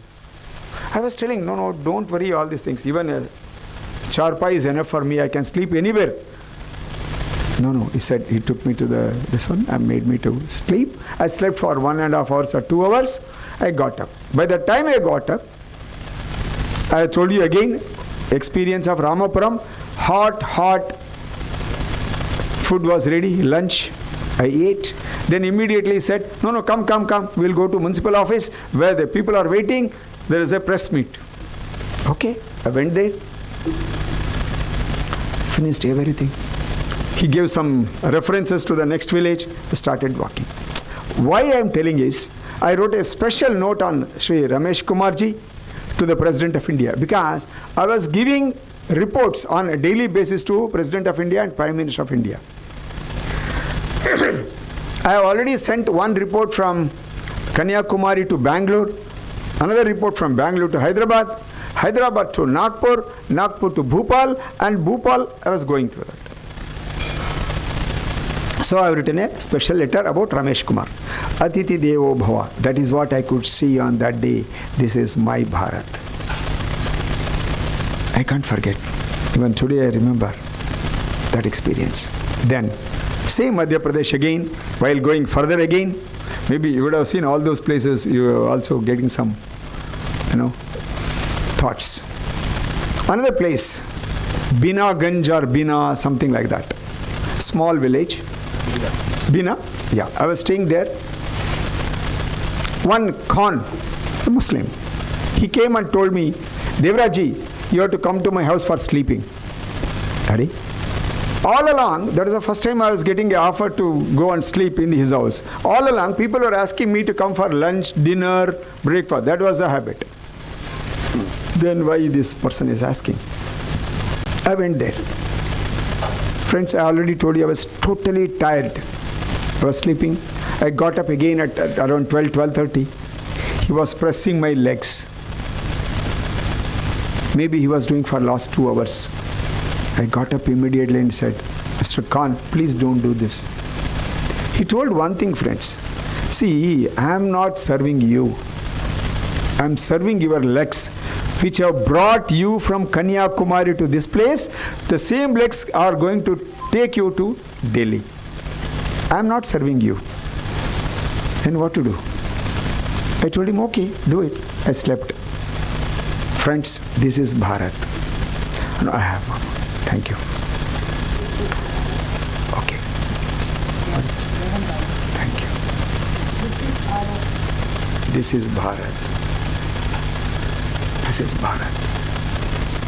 Water was there, but still she wanted me to drink hot water. See, that is mother. Mother means she need not be biological mother. Still she can give that mother's love. That is Bharat. Thank you, thank you, thank you so much.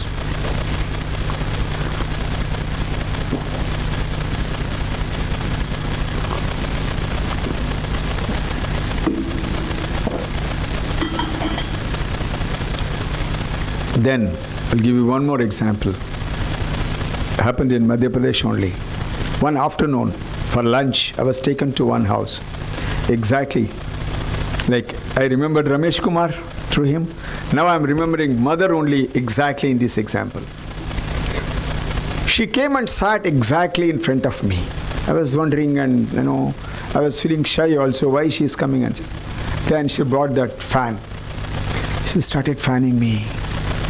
I felt, no mother, please don't do. She said, same thing whatever yesterday night Khan told me.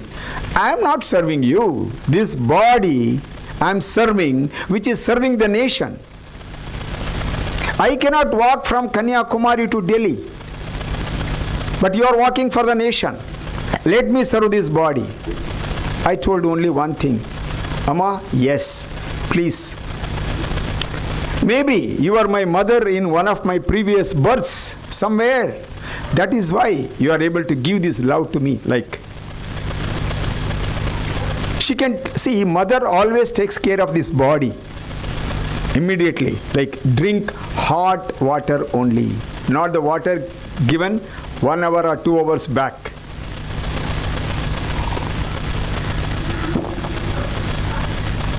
I told her, okay, go ahead. She did. And not only that, she was shouting at her daughter-in-law, ghee dalke, ghee dalke. What does it mean? For every chapati she was serving, she would put ghee. She was reminding. She will put too, but she is not bothered. She want to tell once again, ghee dal ke, ghee dal ke. That is Bharat. That is Bharat. Then the last one.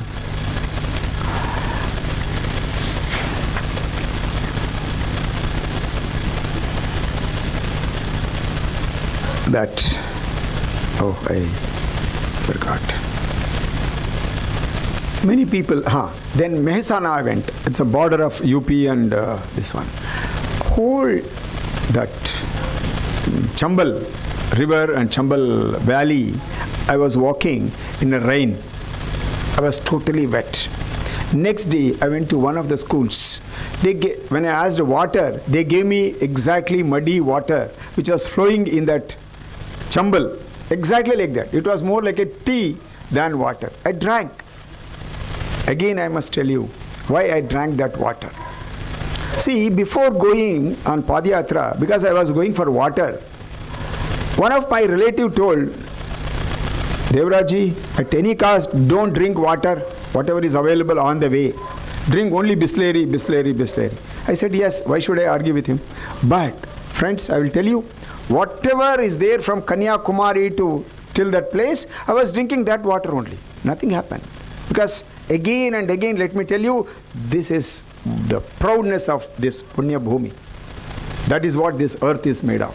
It gives everything. If you believe, yes, it gives. Now I remembered the last one, again connected to water. There is one place called Byavra, exactly 100 kilometers from Bhopal. There, two national highway meet. There I was staying. As I told about Khan, they were asking, Devraji, come for breakfast, no problem. Come for lunch, no problem. Don't come to my house for taking bath. Hey, what is this? What happened? Because I know you may not be able to understand people from Kerala, because you are rich in water. There, the problem is, each and every house will have 15 drums for 15 days. They get water only once in 15 days. That day they celebrate as a festival, water festival. Cleaning, that day only. House cleaning, same day. Clothes cleaning, same day. Bathing, same day. Everything on that day only. And they have to procure 15 drums on that day. Because next 15 days there won't be any problem for water. I have seen, they were sitting on charpai, taking bath. They would have kept a big vessel down so that to collect water. They will wash their clothes in that. Then they will use it for other purposes. There are three uses of water. Friends, that was the knowledge I got with my own experience of in my life. What is this Bharat is? So I was giving all these experience in my Atma Darshana Yoga. So there I asked, what is the problem? Why this is a problem? They told, there is one river flowing 40 kilometers from that place, Byavra. They get water once in 15 days, they distribute in that village. Then somebody like our Acharya Prakashji, there was someone struggling for getting water from 40 kilometers. That's over. Then another experience, last. I think I know you are maybe getting bored listening to this type of my own stories. Till that Byavra, I was wearing a canvas shoe from Kanyakumari. Of course, 2-3 pairs. But there, I don't know, somehow there was a bubble on the back of my foot. I removed through that canvas shoe. I purchased, chapel, where I was having one to hold on the middle of my big toe and the middle toe. Friends, you may not believe, after giving few miles, I started getting a prick on both the legs again. I had to throw chappal also. No canvas shoe, no chappal. Means what? Barefoot. So from there till Delhi, I walked on barefoot. Why I am telling all this is, Atma Darshana is only my own self. I can understand what I am. I went like that barefoot till Delhi. Not only Delhi, I went to meet all Prime Minister, Presidents, past Prime Ministers, past everyone, barefoot only. I went to Rashtrapati Bhavan, met Dr. APJ Abdul Kalam on 30th of August 2006 at 3 o'clock. Then they were seeing me all this. They asked me, what is this? This is how I walked. Friends, all these things I explain on Saturday. And Sunday morning, we will take them to the peak of Ishvara Pranidhan, doing puja of some deity. There's nothing. But basically they have to understand there is a creator or a universal consciousness, somebody above us who is managing the whole world. That's all. Superpower. Then there will be bhajans, 3 or 4 bhajans, to explain how they can forget themselves in Bhakti Yoga. That is a part of Bhakti Yoga. That's a part of, again, Ishvara Pranidhan. That is the last issue.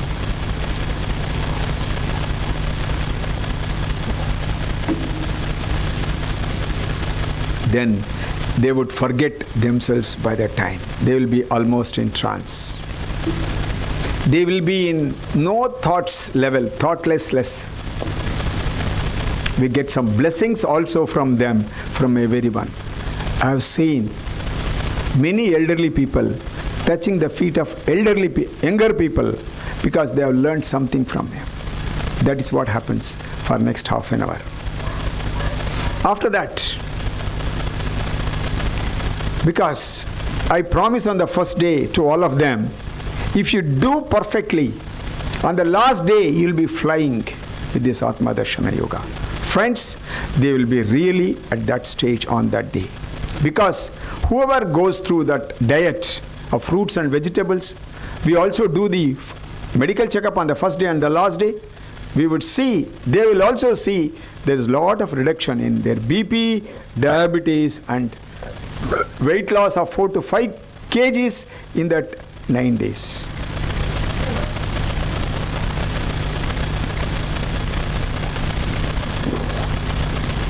I cannot waste this water because it has come through my mother.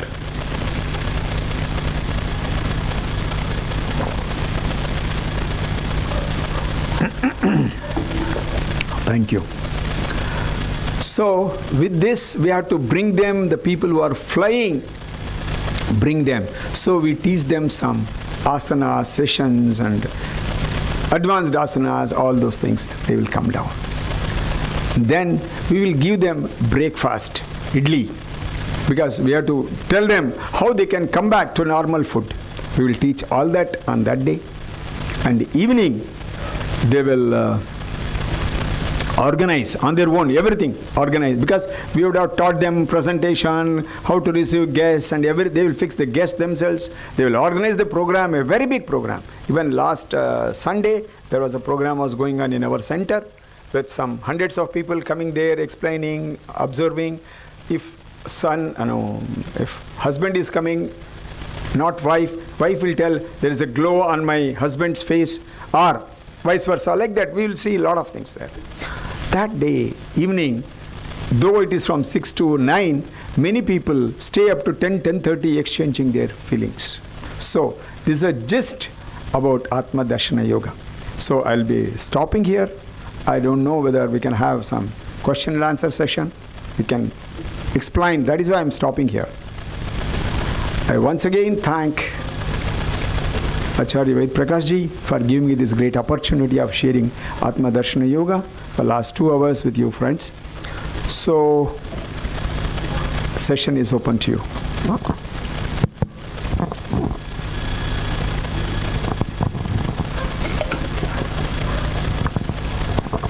Om.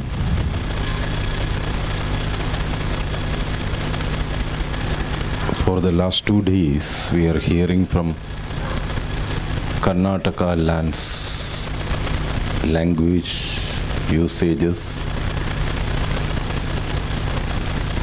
and style of work. Today we have a very detailed reporting of his yoga practices which he practiced practices for the last 25 years of my total. 25 years. And this Atma Darshana is designed in 2013.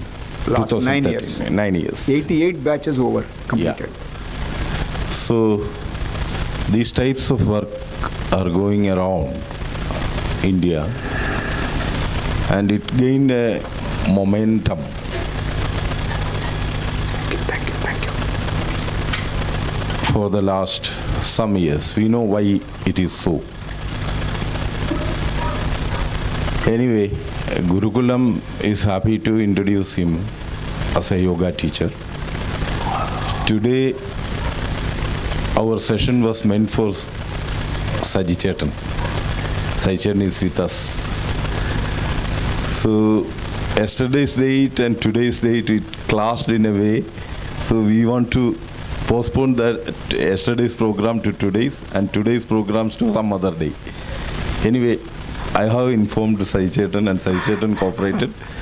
So now only I reveal this to him. And the last one I want to mention you that we never call in this ashram anybody Acharya. Okay. I'm just Veda Prakash. Okay. And normally we never take the name of our Acharyas here also in the ashram. He doesn't know the practice, that is why he did it. I say sorry for that. In future it will not happen.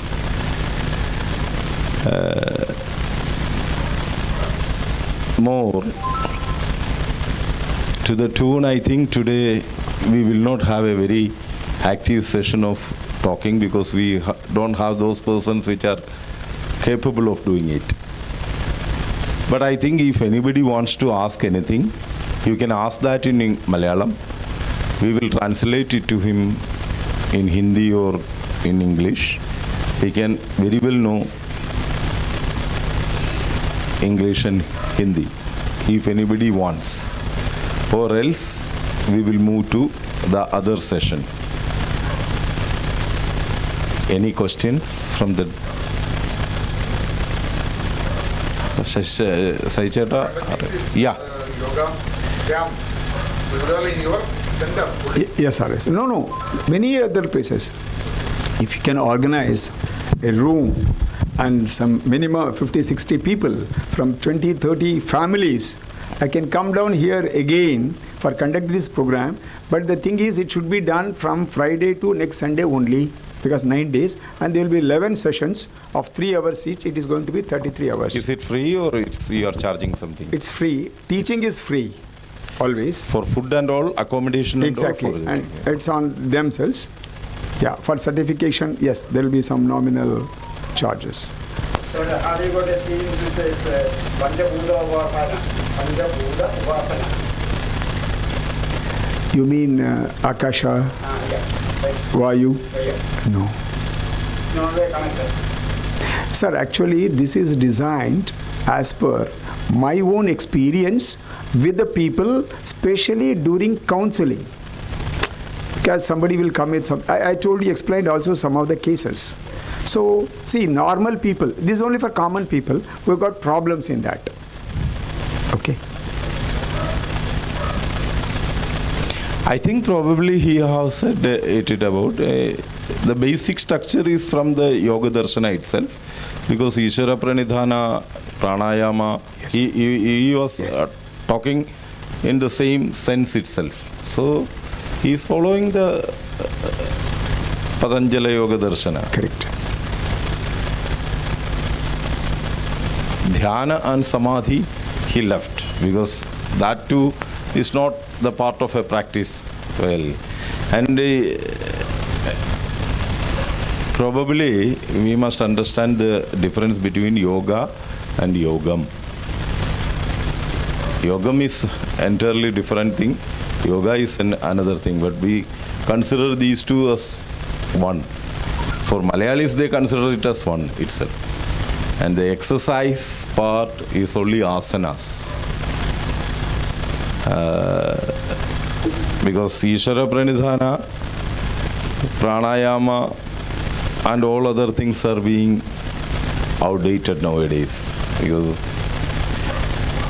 Anyway, I think in Malayalam we will discuss it with Sai Chetan for more days. His days are coming. Within 2 or 3 weeks he will be speaking here. The next. He's a great master. He's a great master. And already known as Pancha Kailashi. That's a great experience. Probably even I would love to, attend his class, sitting on that other side. So, anyway, my experience in this talk is very nice. I had been to these places where he walked, and I also walked the same path much earlier in the sense in 1997 from 1992 to 1997. So I had been to Budhini. Okay. Because you may be knowing that there is a place called Maharshi Mahesh Yogi's ashram in Budhini. That is the first ashram of Maharshi Mahesh Yogi in Budhini. It is at Narendrabhooshan. You may have crossed that big bridge. Then you reached Budhini. Exactly, very right. From there, the ridge towards the Bhopal comes. Correct. So All forest area. Vindhya Satpura lines are there. All forest area. So around 90 kilometers are dense forest. Yes. Through which I walked, and you also walked. So we know it. But you walked in 2006. At that time, quadral highways are there. When I walked, there were no highways. Oh, correct. There were no highways at all. So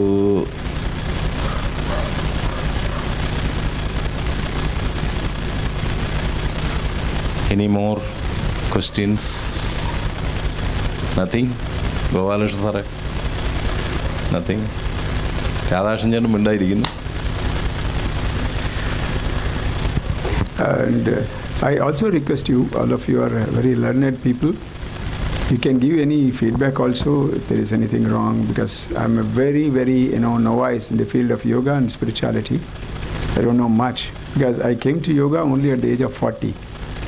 Now I'm 65. So for yoga, I'm very, very brand new person, because today also I'm learning. That is how I feel myself. So you are still open to any feedback about whatever I spoke. So I think probably you don't have any question and suggestions. Anyway, we will force Sai Chetan to speak something. And we have left with 25 minutes. He will explain the same things which he explained in English. So he may be continue. Yeah, in Malayalam you will speak. എന്തായാലും ഞാനും തുടക്കത്തിൽ ഉണ്ടായിരുന്നില്ല, മുഴുവനും കേട്ടില്ല. എന്നാലും കേട്ടിടം വെച്ച് അങ്ങ് പറഞ്ഞൊരു കാര്യമുണ്ട്. ബാംഗ്ലൂരിൽ കുട്ടികളിപ്പോഴും ഡോളറിന് വേണ്ടി രാത്രിയിൽ ജോലി ചെയ്യും. എനിക്ക് തോന്നിയൊരു കാര്യം, ഇപ്പം ഇവിടെ ഭാരതത്തിൽ വന്ന് പിറന്നിരിക്കുന്ന ആത്മാക്കളൊക്കെ ഒരുപക്ഷെ വിദേശികളായിരിക്കണം. ഇവിടെ ഉള്ളവരായിരിക്കണം ഒരുപക്ഷെ വിദേശങ്ങളിൽ പോയിട്ടുള്ളത്. അതുകൊണ്ടായിരിക്കും അവർക്ക് ഇവിടെ വരണമെന്ന് തോന്നുകയും ഇവിടെയുള്ള കാര്യങ്ങൾ പഠിക്കണമെന്ന് തോന്നുകയും യോഗയും അതുപോലുള്ള കാര്യങ്ങൾ പഠിക്കണമെന്ന് തോന്നുകയും ചെയ്തിട്ടുള്ളതെന്നാണ് എനിക്ക് തോന്നിയിട്ടുള്ളത്. അങ്ങ് പറഞ്ഞ പൂർവ്വജന്മത്തിൻ്റെ ഒരു ഇത് വെച്ചിട്ട് പറയുമ്പോൾ അവർക്ക് അങ്ങനെ തോന്നാനും ഇവർക്ക് ഇങ്ങനെ ചെയ്യുവാനും തോന്നുന്ന ഒരു പക്ഷേ ആ കർമ്മത്തിൻ്റെ ഭാഗമായിരിക്കാം എന്നാണ് എനിക്ക് തോന്നുന്നത്. പിന്നെ ഇതേപോലൊരു യാത്ര നടത്തുവാനും അതിൻ്റെ അനുഭവങ്ങൾ പങ്കുവെക്കുവാനും അത് കേൾക്കുവാനും ഇടയായത് തന്നെ ഒരു പുണ്യമാണ്. എന്താണ് ഭാരതം എന്നറിയണമെങ്കിൽ ഈ പറഞ്ഞതുപോലെ ഭാരതത്തിൽ ഉടനീളം യാത്ര ചെയ്യുക തന്നെ വേണം. ഞാനിപ്പോൾ ഏതാണ്ട് എല്ലാ സംസ്ഥാനങ്ങളിലും യാത്ര ചെയ്തിട്ടുണ്ട്. പക്ഷേ അത് ക്രെഡിറ്റ് കാർഡിൻ്റെയും അല്ലെ ഡെബിറ്റ് കാർഡിൻ്റെയൊക്കെ ബലത്തിലാണ്. അല്ലാതൊരു യാത്ര ഉണ്ട്. 23 ആണ് തുടങ്ങുക. അപ്പോൾ അതിനൊരു പ്രചോദനം നൽകുന്ന വാക്കുകളായിരുന്നു അങ്ങയുടെ ഭാഗത്ത് നിന്നുണ്ടായത്. എന്തായാലും ഈ നാടിനെ അറിയുവാൻ ഇതിൻ്റെ ഗ്രാമങ്ങളിലേക്ക് ഇറങ്ങി ചെല്ലുക തന്നെ വേണം. അതിന് ഭാഗ്യം ലഭിച്ച ആളെന്ന രീതിയിൽ അങ്ങയുടെ മുമ്പിൽ സാഷ്ടാംഗപ്പെടാം. അതെ, ഒരു കാര്യം അദ്ദേഹം പറഞ്ഞു നിർത്തുമെന്ന് നമുക്ക് പതുക്കെ ആ ചർച്ചയെ വിപുലീകരിക്കാം എന്ന് എനിക്ക് തോന്നുന്നു. Will develop one point. He was saying about the dollar system which the Bangalore IT field put in India. Because as far as we are concerned, we are familiar with the word Silicon Valley. Silicon Valley is in America, but Indian Silicon Valley is in Bangalore. The first Techno Park was built by Malayali. That was in Trivandrum. കുഞ്ഞാലിക്കുട്ടിയും കരുണാകരനും കൂടെ ഉണ്ടാക്കിയതാണ് ആദ്യത്തെ ഈ techno park. പക്ഷേ നമ്മുടെ കുട്ടികൾ techno park എന്ന് പറയുന്ന സാധനത്തിൻ്റെ പ്രയോഗം മനസ്സിലാക്കിയത് ബാംഗ്ലൂരിൽ നിന്നാണ്. ബാംഗ്ലൂരിൽ നമ്മൾ ചെല്ലുമ്പോൾ അവിടെ കാണുന്ന വളർച്ചയിൽ ഇൻഫോസിസ് തൊട്ട് ഇങ്ങോട്ടുള്ള ഒരു 10 കമ്പനികൾ, ഇന്ദിരാഗാന്ധിയുടെ മരണശേഷം ഇന്ത്യൻ മണ്ണ് രാജീവ് ഗാന്ധിയുടെ കയ്യിലേക്ക് ഭരണത്തെ ഏൽപ്പിക്കുമ്പോൾ സാം പെട്രഡോ എന്ന് പറയുന്ന ഒരു മനുഷ്യൻ അദ്ദേഹത്തിൻ്റെ ഉപദേശകനായി വരുന്നു.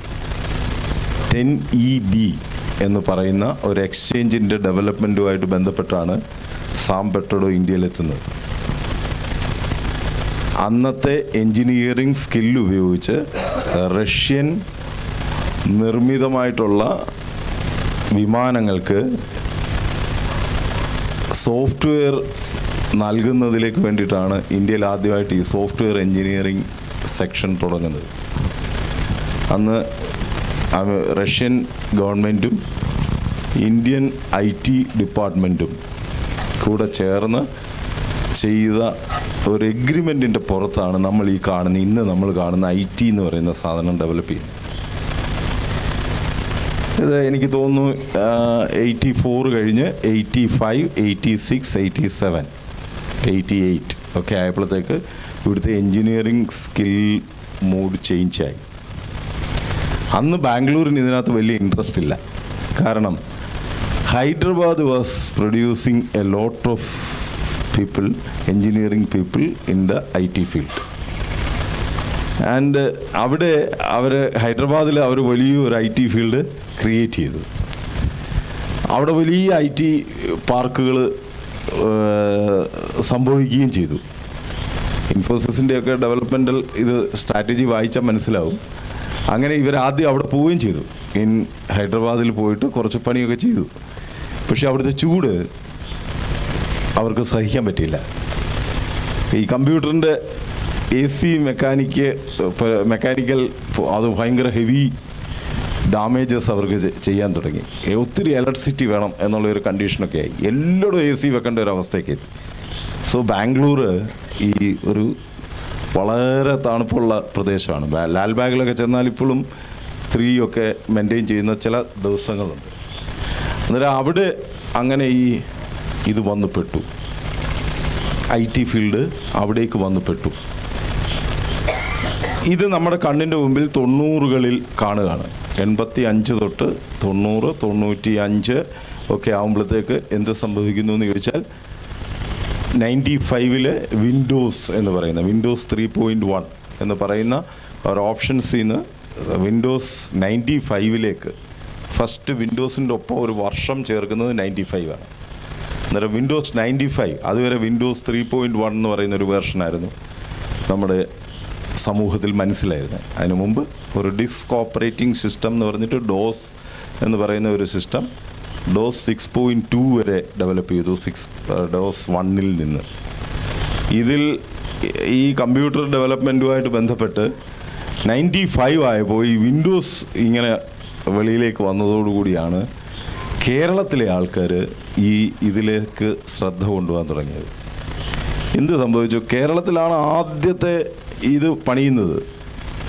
ഈ IT-യുടെ എല്ലാ സംവിധാനത്തോടും കൂടി ഇത് നമ്മളിവിടെ തുടങ്ങി. വളരെ വിഷമത്തോടു കൂടി ഒരു കാര്യം പറയാം, അവിടുത്തെ ആദ്യത്തെ ഏറ്റവും വലിയ കമ്പനി ഒരു ചെങ്ങന്നൂക്കാരൻ്റെ കമ്പനിയായിരുന്നു. ബ്രഹ്മ സോഫ്റ്റെക് എന്നായിരുന്നു അതിൻ്റെ പേര്.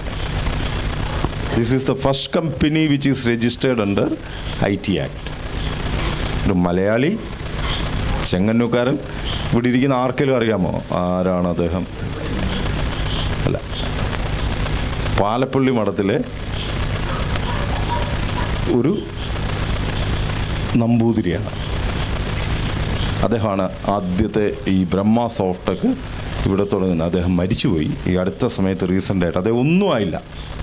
100 പേർക്ക് ജോലി കൊടുത്തുകൊണ്ടാണ് ആദ്യത്തെ 100 കമ്പ്യൂട്ടർ വെളിയിൽ നിന്ന് വാങ്ങിച്ചുകൊണ്ട് വന്ന് അവിടെ വെച്ചിട്ട്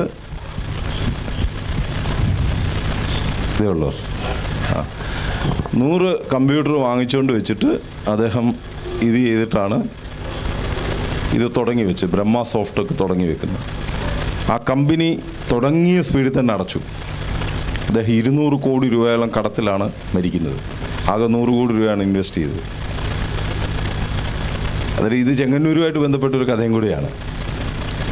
കേരളത്തിൽ തുടങ്ങിയ ഏത് ബിസിനസ്സിനും സംഭവിക്കാവുന്ന കുഴപ്പങ്ങൾ തന്നെയാണ്. അദ്ദേഹം മലയാളികളെ തന്നെ അവിടെ കൊണ്ടുപോയി, ചെങ്ങന്നൂർ തന്നെ പലരെ അവിടെ സ്റ്റാഫായിട്ട് വെച്ചു. പക്ഷേ കമ്പനി പൂട്ടിപ്പോയി.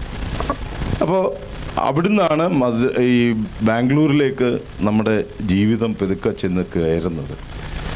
വിദേശികൾ അല്ലെങ്കിൽ അറേബ്യയിൽ നിന്നോ, വിദേശം എന്ന് നമ്മൾ ഉദ്ദേശിക്കുന്നത് ഒരു പ്രത്യേക വിഭാഗത്തെ ഒഴിച്ച് ഭൂരിപക്ഷം വരുന്ന ആൾക്കാരും അറേബ്യൻ കൺട്രീസിലാണ് വിദേശം എന്നതുകൊണ്ട് ഉദ്ദേശിക്കുന്നത്. അല്ലാതെ യൂറോ സെൻട്രിക് ആയിട്ടില്ല അന്ന് സമൂഹം. അന്ന് അമേരിക്കയിൽ പോവുക എന്ന് പറയുന്നതും അത്ര വിദേശത്ത് എന്ന് പറയുന്നത് വളരെ അപൂർവത്തിൽ സംഭവിക്കുന്ന ഒരു കാര്യമാണ്. ഇവിടെ സംഭവിച്ചത്, ഒരു വ്യക്തിക്ക് ഒരു വീട്ടിലേക്ക് 1 ലക്ഷം രൂപ സാലറി കൊണ്ടുവരാൻ കഴിയും എന്ന് മലയാളിയെ ശീലിപ്പിച്ചു IT ഫീൽഡ്. അത് ബാംഗ്ലൂരിൽ നിന്നാണ് തുടങ്ങിയത്. അതിനു മുമ്പ് നമുക്ക് ഈ മിഡിൽ ഈസ്റ്റിൽ നിന്ന് വരുന്ന പണമായിരുന്നു നമ്മളെ നിയന്ത്രിച്ചുകൊണ്ടിരുന്നത്. അതിനകത്ത് നഴ്സിംഗ് ഒരു മെയിൻ ഘടകമായിരുന്നു. നഴ്സിങ്ങിന് ശേഷം ഒരു വൈറ്റ് കോളർ, നഴ്സിങ്ങിന് ചില പ്രശ്നങ്ങളുണ്ടല്ലോ, ചില പ്രായോഗിക ബുദ്ധിമുട്ടുകളുണ്ട്. എന്നാൽ ഒരു വൈറ്റ് കോളർ വർക്കിൻ്റെ എക്കണോമിക്സ് നമ്മളെ പഠിപ്പിച്ചത് ഈ IT ഫീൽഡാണ്.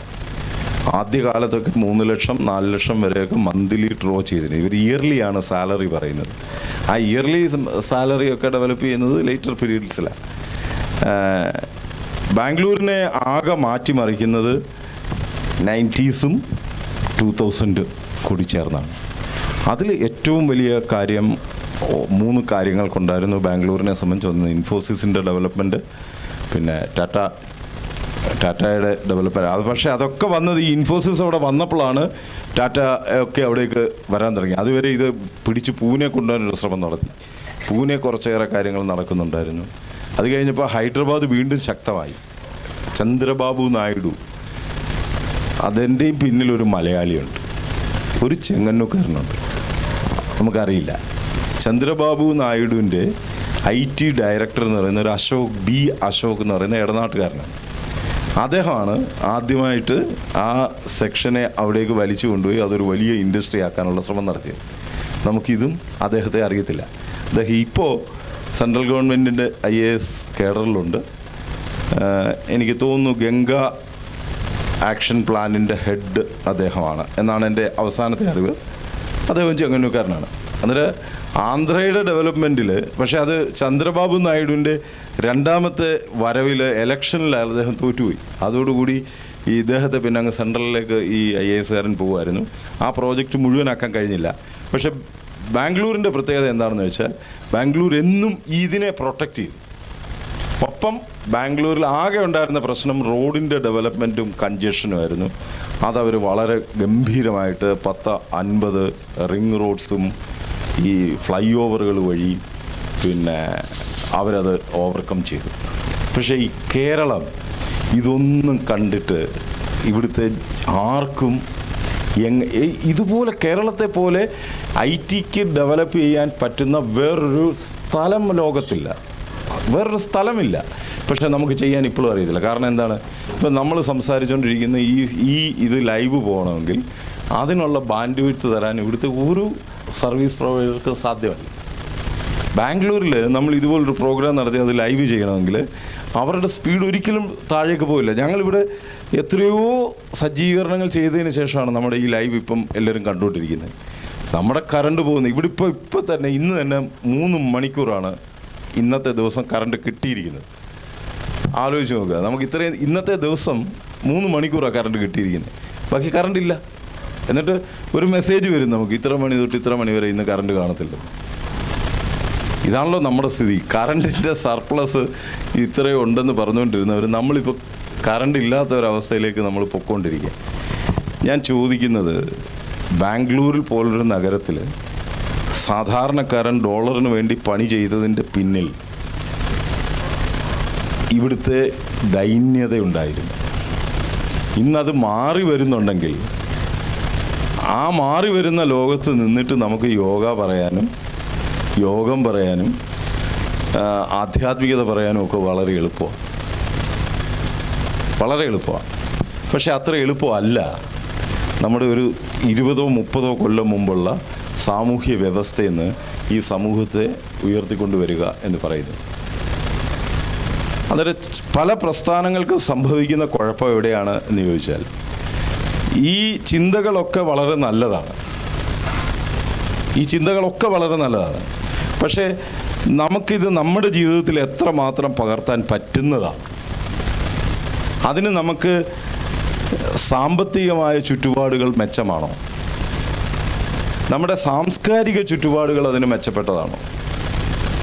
നമ്മുടെ കുടുംബ പശ്ചാത്തലം അതിന് പറ്റുന്നതാണോ?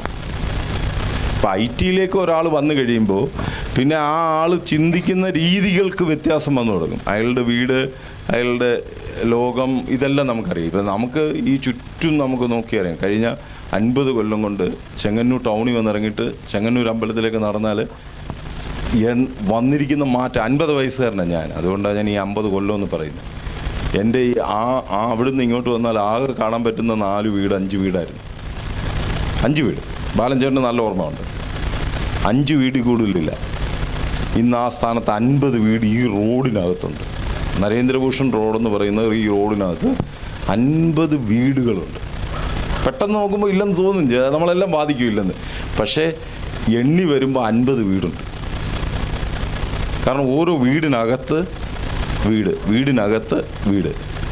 ഇവിടെ എല്ലാം സത്യത്തിൽ 2-3 വീട് ഒഴികെ എല്ലാവരുടെയും ബാങ്ക് ബാലൻസ് 1 കോടിക്ക് മേളിലാണ് എന്ന് കോടി കണക്ക്. അതെങ്ങനെ അറിയാം എന്ന് ചോദിച്ചാൽ, കിഴക്കയുടെ ബാങ്ക് പൊട്ടിയപ്പോൾ ഈ കണക്ക് വെളി വന്നു. അതുകൊണ്ട് ആരും നിഷേധിക്കാൻ പറ്റത്തില്ല. എൻ്റെ കണക്കിരിപ്പുണ്ട്, ഞാൻ കാണിക്കാം. ബാങ്ക് പൊട്ടിയോ പൊട്ടാതിരിക്കുക ചെയ്തിട്ട്, ബാങ്ക് പൊട്ടുമോ പൊട്ടാതിരിക്കുക. അത് പൊട്ടിയെന്ന് ഞാൻ പറഞ്ഞ്, ബാങ്ക് പൊട്ടിയിട്ടല്ല പറഞ്ഞ്. അതായത് ഇതിൻ്റെ കണക്ക് നമ്മുടെ കയ്യിലുണ്ട്. ഇവിടുത്തെ സ്ഥിതി നമുക്കറിയാം. ഈ ചെറിയ ബാങ്കിന് ഞാൻ അതിൻ്റെ പ്രസിഡന്റ് ഇവിടെ ഇരിപ്പുണ്ട്.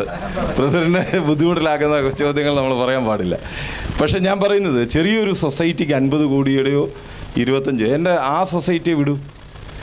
അപ്പുറത്ത് ഉമയാറ്റുകര സൊസൈറ്റിയുടെ ഫിക്സഡ് ഡെപ്പോസിറ്റിൻ്റെ ലെവലൊന്ന് ആലോചിച്ച് നിങ്ങൾ. ഈ സൊസൈറ്റി വിടാം, നമുക്ക് കിഴക്കയുടെ സൊസൈറ്റി വിടാം. നളന്തയുടെ ബാങ്കിൻ്റെ ഡെപ്പോസിറ്റിൻ്റെ സ്ഥിതി ഒന്ന് എടുത്ത് നിങ്ങൾ.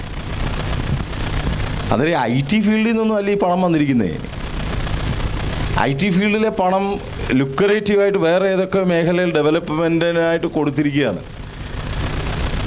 പലരും നമ്മുടെ തമിഴ്നാട്ടിലൊക്കെ ആണെങ്കിൽ പാണ്ടി അവരവരുടെ ഈ ഏതോ ഒരു ചാക്ക് സഞ്ചി പോലത്തെ സഞ്ചിക്കകത്ത് പൈസയായിട്ട് നടക്കുന്നത് നമ്മൾ കേട്ടിട്ടുണ്ട്. ഈ സൊസൈറ്റിയുടെ കണക്ക് കണ്ടപ്പോഴാണ് നമുക്ക് മനസ്സിലായി പലരും അതിലും താഴെയുള്ള സാധനമായിട്ട് നടക്കുന്നവരുടെ യഥാർത്ഥത്തിൽ പൈസ ഉള്ളത് എന്ന്. ഒപ്പം നമ്മൾ വളരെ വലുത് എന്ന് കരുതുന്ന പലരുടെയിലും അത്രയും രൂപയുടെ കടമാണുള്ളത്. കാരണം ഈ ലോണിൻ്റെയും ഒരു രീതി നമുക്കറിയാമല്ലോ, ഓരോരുത്തരുടെയും ലോണിൻ്റെയും. അന്നേരം നമ്മുടെ സാമ്പത്തിക സ്ഥിതിയിൽ, നമ്മുടെ സാംസ്കാരിക രംഗത്ത് വന്നിരിക്കുന്ന മാറ്റം, ഞാൻ ചെറിയ ഒരു ഉദാഹരണം കൂടെ പറയാം. 7 മണി വരെ പോകേണ്ടതുകൊണ്ട് ഇതൊക്കെ പറഞ്ഞു പോകുന്നതെന്നുള്ളേ ഉള്ളൂ. കാരണം 7 മണിക്കാണല്ലോ ഇത് അവസാനിക്കട്ടെ. ഈ ബാംഗ്ലൂർ ബേസ് ചെയ്തിട്ടുള്ള അല്ലെങ്കിൽ ഇതുപോലുള്ള സംസ്കാരത്തിൻ്റെ ഭാഗമായിട്ട് നമ്മുടെ കുട്ടികൾ പഠിക്കാനായിട്ട് നമ്മൾ അവിടേക്ക് വിടുമ്പോൾ അവർ നമ്മുടെയൊക്കെ പഠനകാലത്ത് നമ്മൾ ചിലവാക്കിയിരിക്കുന്ന പണത്തിൻ്റെ 3 ഇരട്ടി പണം ഉപയോഗിച്ചാണ് സോഫ്റ്റ് ഡ്രിങ്ക്സ് വാങ്ങിക്കുന്നത് മാത്രം. സോഫ്റ്റ് ഡ്രിങ്ക്സ് വാങ്ങിക്കുന്നത് മാത്രം, കൊക്കക്കോള, ബാക്കിയുള്ള ബേസിക് ഐറ്റംസ്.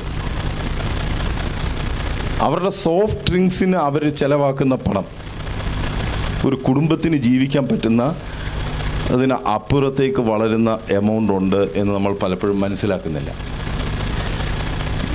നമ്മളെ അത്ഭുതപ്പെടുത്തുന്നത് ട്രെയിനിൽ ഇവർ യാത്ര ചെയ്യുന്നില്ല, ബസ്സിൽ യാത്ര ചെയ്യുന്നു. ഒരു ട്രെയിൻ ടിക്കറ്റ് 282 രൂപയായിരുന്ന സമയത്ത് 1000 രൂപയ്ക്ക് മേളിൽ കൊടുത്താണ് ബസ്സിൽ യാത്ര ചെയ്യുന്നത്. 282 രൂപ ഐലൻഡ് എക്സ്പ്രസ്സിനുള്ള സമയത്ത് ചെങ്ങന്നൂരിൽ നിന്ന് പണ്ട് പൊയ്ക്കൊണ്ടിരുന്ന കല്ലടയ്ക്ക് 1000 രൂപയ്ക്ക് മേളിൽ കൊടുക്കാൻ തയ്യാറായിരുന്നു കുട്ടികൾ. കാരണം അവരുടെ ഐഡിയ, ഞാൻ അതിനകത്ത് വേറെ ഒരു ഇതൊന്നും പറയാൻ ഉദ്ദേശിക്കുന്നില്ല, കാരണം ഇത് വീട്ടുകാരോട് അറിഞ്ഞു ചെയ്യുന്നതല്ലേ. പക്ഷെ ഇങ്ങനെ നമ്മളെ കൊണ്ട് പണം ചെലവാക്കിക്കാൻ ശീലിപ്പിച്ചപ്പോൾ, അങ്ങനെ ചെലവാക്കാൻ നമ്മൾ പഠിച്ചപ്പോൾ, അത് യൂട്ടിലൈസ് ചെയ്യാൻ ഇവിടുത്തെ ഒരു സമൂഹത്തിന് കഴിഞ്ഞു. അത് ഏത് സമൂഹമാണെന്ന് എല്ലാവരും അറിയണം. അത് നമ്മൾ ശ്രദ്ധിക്കേണ്ടതാണ്. ഈ വണ്ടികളെല്ലാം owned and operated by hmm, ഇത് നമ്മൾ ശ്രദ്ധിച്ചിരുന്നില്ല. Island Express owned and operated by നമ്മളെല്ലാമാണ് എന്ന് നമുക്കറിയാം. ഐലൻഡ് എക്സ്പ്രസ്സിൽ ഒരാൾ യാത്ര ചെയ്ത് അവിടെ വരെ എത്തി, അവിടെ നിന്ന് തിരിച്ചിവിടെ വരുന്നതിന് ആകുന്ന പണത്തെക്കുറിച്ച് നമുക്കൊരു ധാരണയുണ്ട്. ഈ 1000 രൂപ വെച്ച് ഒരു ടിക്കറ്റ് എടുത്താൽ പോലും ഈ വണ്ടി ഓടിയ ലാഭമല്ല ഈ ബസ്, അല്ലേ? കല്ലട എന്ന പോലെ എത്ര സീറ്റുണ്ട്? 30 സീറ്റ് കുറവാണ്, 32 സീറ്റേ ഉള്ളൂ. 1000 രൂപ വെച്ച് ചോദിച്ചാൽ 32000 രൂപ ആകത്തുള്ളൂ. 32000 രൂപയ്ക്ക് കിലോമീറ്റർ കണക്ക് വെച്ചിട്ട് എങ്ങും നമുക്ക് പറയാൻ പറ്റത്തില്ല ഇത് ലാഭത്തിലാണെന്ന്. കാരണം എന്താണെന്നറിയോ? ഒരാൾക്ക് കർണാടകയിലേക്ക് പ്രവേശിക്കുന്നതിന് ഒരു സീറ്റിന് ഏതാണ്ട് 320 രൂപ ടാക്സ് കൊടുക്കണം എല്ലാ ദിവസവും. അന്നേരം ഇതിനകത്ത് നടന്ന കള്ളത്തരം എന്താണ്? അന്നേരം അവർ ഇതിനകത്തൂടെ സ്പിരിറ്റ് കൊണ്ടുവന്നു, ഇതിനകത്തൂടെ പച്ചക്കറി കൊണ്ടുവന്നു, ഇതിനകത്തൂടെ മറ്റു പലതും അവർ കടത്തിക്കൊണ്ടുവന്നു. അത് വലിയൊരു പരൽ ഇൻഡസ്ട്രി ആയിട്ട് ഇവിടെ പോയി. അന്നേരം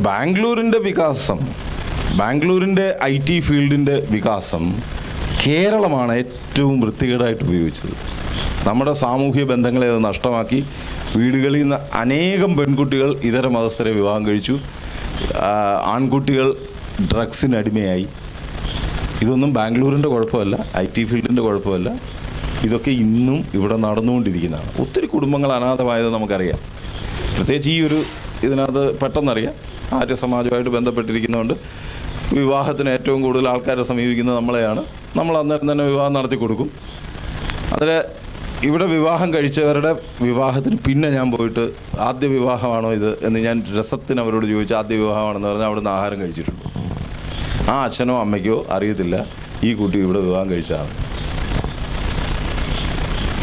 ഇത് 1 2 കേസിലല്ല, ഇതൊക്കെ ഈ സമൂഹത്തിൽ സംഭവിച്ചുകൊണ്ടിരിക്കുന്നുണ്ട്. പിന്നെ നമ്മൾ അന്വേഷിക്കുമ്പോൾ അത് പോയി അവിടെ, കാരണം അതിന് മാത്രമായി ഒരു കോർട്ടുണ്ട്, അവിടെ പോയിട്ട് ഡൈവോഴ്സ് ചെയ്യും. ആ കോർട്ടിൽ പോയിട്ട് ഡൈവോഴ്സ് ചെയ്യും. കാരണം എന്താ? ഈ കമ്പനികളൊക്കെ പണം കൊടുത്ത് അവിടെ കോടതികളെ ഉണ്ടാക്കിയിട്ടുണ്ട്. ഈ കമ്പനികളുടെ തന്നെ കോടതികൾ. അവിടുത്തെ എന്ത് ഡിസ്പ്യൂട്ട് വന്നാലും ആ കോടതി തന്നെ അത് തീരുമാനിക്കുന്നു. അപ്പോൾ അവിടെ ഒരു യോഗ സെൻറ്റർ നടത്തിയാൽ ഒത്തിരി പേര് ജോലി ഇട്ടേച്ച് പോകും. കാരണം മനുഷ്യന് ജീവിക്കാൻ വയ്യാത്ത അത്രയും അവസ്ഥയിൽ അവർക്ക് സമ്പത്തുണ്ട്. ഒരു മനുഷ്യന് ജീവിക്കണമെങ്കിൽ എത്ര പണമുണ്ടോ അതിൻ്റെയൊക്കെ എത്രയോ ഇരട്ടി പണം അവരുടെ കയ്യിലുണ്ട്. അവർക്ക് വീട്ടിൽ അച്ഛൻ ഉണ്ടെന്നോ അമ്മയുണ്ടെന്നോ പെങ്ങളുണ്ടെന്നോ സഹോദരങ്ങളുണ്ടെന്നോ അയൽവൽക്കക്കാരുണ്ടെന്നോ ഒന്നും അറിയേണ്ട കാര്യമില്ല. അമ്പലത്തിലേക്ക് വലിയ എമൗണ്ടുകൾ സംഭാവന ചെയ്യാൻ അവർ തയ്യാറാണ്. പറ വരുമ്പോൾ പണം കൊണ്ട് വേണേലും പറ ഇടാം എന്നുള്ള ഒരു മനസ്സോടാണ് അവർ നിൽക്കുന്നത്. അപ്പോൾ ഇത് 90-കൾക്ക് ശേഷം, 80-കൾക്കും 90-കൾക്ക് ശേഷം ഭാരതത്തിൽ പൊതുവായി സംഭവിച്ച ഒരു മാറ്റത്തിൻ്റെ ഭാഗമാണ്. ആ മാറ്റത്തെ നമ്മൾ ഗുരുകുലം പോലുള്ള പ്രസ്ഥാനങ്ങൾ എങ്ങനെ ഉൾക്കൊള്ളും എന്ന് ചോദിച്ചാൽ അത് ഇതുപോലുള്ള വ്യക്തികളുടെ പ്രവർത്തന ഫലമായി നമുക്ക് വരുന്ന കുറച്ച് കാലം കൊണ്ടെങ്കിലും വലിയ മാറ്റങ്ങൾ ഉണ്ടാക്കിയെടുക്കാൻ സാധിക്കുന്ന വിധത്തിൽ അതിനോട് ഒത്തുചേർന്ന് പ്രവർത്തിക്കാൻ സാധിക്കും എന്നാണ് എൻ്റെ വിശ്വാസം. ഇപ്പോൾ സജിച്ചേട്ടൻ, ഞാൻ ചെങ്ങന്നൂർ ഈ സഹിച്ചൻ ആദ്യം ഈ പരിപാടിയായിട്ട് ഇറങ്ങുമ്പം ചിരിക്കാത്ത ആരെങ്കിലും ഉണ്ടെന്ന് എനിക്ക് തോന്നുന്നില്ല.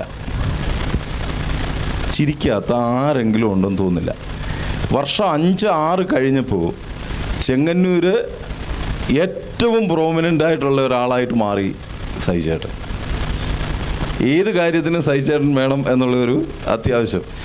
ഞാൻ അന്ന് സഹിച്ചേട്ടൻ്റെ അടുത്ത് ഇങ്ങനെ തന്നെ നിന്നിട്ടുള്ളത്, ഇന്നും ഇങ്ങനെ തന്നെ നിന്നിട്ടുള്ളത്. അന്നും ചേട്ടൻ ഇവിടെ വന്ന് പ്രസംഗിച്ചിട്ടുണ്ട്. ഇതിൻ്റെ തുടക്ക കാലത്ത് 12 കൊല്ലം മുമ്പാണ് ഇത് സ്റ്റാർട്ട് ചെയ്യുന്നത്. അന്ന് ചേട്ടന് ഒരുവിധം ഇതൊന്ന് ആ നിള ഹോട്ടൽ വന്നിട്ടില്ല. അതിനുശേഷമാണല്ലോ നിളയിലേക്ക് ക്ലാസ്സിനുമൊക്കെ ആയിട്ട് വരുന്നത്. അന്നേരം നോക്കൂ, സമയം നമ്മൾ 10 കൊല്ലം കഴിഞ്ഞിട്ട് എന്ത് സംഭവിക്കുന്നു സമൂഹത്തിൽ എന്നുള്ളത് നമുക്കിപ്പം പറയാൻ പറ്റില്ല. ഇപ്പം പറയാൻ പറ്റില്ല. അന്ന് ഈ പഞ്ചകൈലാസി എന്ന് പറയുമ്പോൾ ഇതെന്താണ് എന്ന് ചോദിച്ചാൽ ഈ ഏറ്റവും നല്ല ഉദാഹരണം എൻ്റെ അതുകൂടെ പറഞ്ഞിട്ട് നമുക്കിത് ഇവിടെ അവസാനിപ്പിക്കേണ്ടതുണ്ട്. ആചാര്യ നരേന്ദ്രഭൂഷൺ എന്ന് പറഞ്ഞപ്പോൾ എൻ്റെ കൂട്ടത്തിൽ ഞാൻ കിഴക്കനാട് അമ്പലത്തിൻ്റെ അവിടെ നിന്നിട്ട് എൻ്റെ അച്ഛൻ്റെ പുസ്തകമാണിത് എന്ന് പറഞ്ഞപ്പോൾ ഞാനിത് പലപ്പോഴും ഇവിടെ പറഞ്ഞിട്ടുള്ള ആശാരി നരേന്ദ്രഭൂഷണാണ് എന്ന് എന്നെ ഇവിടെ പറഞ്ഞതാണ്. ആശാരിക്ക് എന്തെങ്കിലും മോശം ഉണ്ടായിട്ടില്ല പറഞ്ഞു. പക്ഷെ ഇന്ന് അതിൽ പലരും അവരുടെ പേരിനോടൊപ്പം ആചാര്യ എന്നുള്ള പേര് വെക്കാൻ കാണിക്കുന്ന ശ്രദ്ധ കാണുമ്പോൾ എനിക്ക് ചിരി വരും. ഞാൻ അതുകൊണ്ടാണ് പറഞ്ഞത് ഗുരുകുലത്തിൽ ആരും ആചാര്യ എന്ന് പേര് വെക്കാറില്ല എന്ന്. കേരളത്തിൽ ആദ്യമായിട്ട് പേരിനൊപ്പം ആചാര്യ പേര് പ്രതിഷ്ഠിച്ചത് ആചാര്യ നരേന്ദ്രഭൂഷൺ തന്നെ. അതിന് മുമ്പുള്ള ഒരു ആചാര്യൻ്റെ പേരൊന്ന് പറഞ്ഞു എൻ്റെ അടുത്ത്. വളരെ കഷ്ടപ്പെട്ട പുള്ളി ഈ ആചാര്യ നരേന്ദ്രഭൂഷൺ എന്നുള്ള പേരിട്ട. ജീവിതാവസാനമായപ്പോൾ പുള്ളി അത് കളഞ്ഞതിൻ്റെ പിന്നിൽ പല കാര്യങ്ങളുണ്ട്. അന്നേരം ഈ പഞ്ചകൈലാസി എന്താണ് എന്ന് ചോദിച്ച് ഈ നോട്ടീസ് അടിക്കേണ്ട ഒരു ഗതികേടും കൂടെ നമുക്കുണ്ടായിരുന്നല്ലോ ഇടക്കാലത്ത്, പ്രസം ഉണ്ടായിരുന്നു. അന്നേരം ഈ പലരുടെയും പേര് വെക്കുമ്പോൾ ഇതിൻ്റെ കൂട്ടത്തിൽ എന്തെങ്കിലുമൊക്കെ ചേർത്ത് വരും. മതാചാര്യ, ആചാര്യ, ശ്രീമദാചാര്യ, ഇങ്ങനെ പലതും ചേർക്കും. ശ്രീ അങ്ങനെ പേര് വന്ന് ശ്രീ 2 ശ്രീ ചേർക്കണം. പിന്നെ 108 ശ്രീ ചേർക്കണം. 1008 ശ്രീ ചേർക്കണം. ഞാനത് ശ്രദ്ധിച്ചിട്ടുണ്ടായിരിക്കും. നോർത്ത് ഇന്ത്യയിലൊക്കെ ഇപ്പോഴും 1008 ശ്രീ എന്ന് വെക്കും. അന്നേരം 1 കൈലാസം കഴിഞ്ഞു, 2 കൈലാസം കഴിഞ്ഞു, 3 കൈലാസം കഴിഞ്ഞപ്പോൾ 5ആയപ്പോൾ ചേട്ടൻ പഞ്ചകൈലാസി എന്ന് വെച്ചപ്പോൾ അത് നോക്കി ചിരിച്ച പലരും ഇന്ന് ചേട്ടൻ്റെ ക്ലാസ്സിൽ പോയിട്ട് കാലത്തോട്ട് എഴുതി അത് പഠിക്കുന്നുണ്ട്. അപ്പോൾ നമ്മൾ ഇന്ന് ചെയ്യുന്ന പ്രവർത്തനങ്ങൾ 10 കൊല്ലങ്ങൾക്ക് ശേഷം എങ്ങനെയായിരിക്കും സമൂഹം അതിനെ സ്വീകരിക്കുന്നത് എന്നുള്ളത് നമുക്ക് പറയാൻ പറ്റില്ല. അങ്ങനെ നോക്കാതെ ധർമ്മത്തിൻ്റെ സ്വരൂപത്തെ കണ്ടിട്ട് ആ സ്വരൂപത്തിനനുസരിച്ച് പ്രവർത്തിക്കുന്ന മഹാമനീഷികളാണ് ഇദ്ദേഹത്തെ പോലുള്ള പ്രവർത്തനങ്ങളിൽ ഏർപ്പെടുന്നത്. അവർക്കാണ് പ്രായോഗികമായ കർമ്മ പദ്ധതികളെ ആവിഷ്കരിക്കാൻ കഴിയുക. ഗുരുകുലത്തിന് കുറച്ചെങ്കിലും ആ പാതയിൽ സഞ്ചരിക്കാൻ കഴിയുന്നുണ്ട്. അതിൽ സന്തോഷമുണ്ട്. അത് ഇവിടെ പ്രകടിപ്പിക്കുന്നു. ഇദ്ദേഹത്തിന് ഷാൾ അണിയിക്കാൻ ഞാൻ സജിച്ചേനെ തന്നെ ക്ഷണിക്കുകയും ബാലഞ്ചേരനെയും ക്ഷണിക്കും. നമസ്തേ.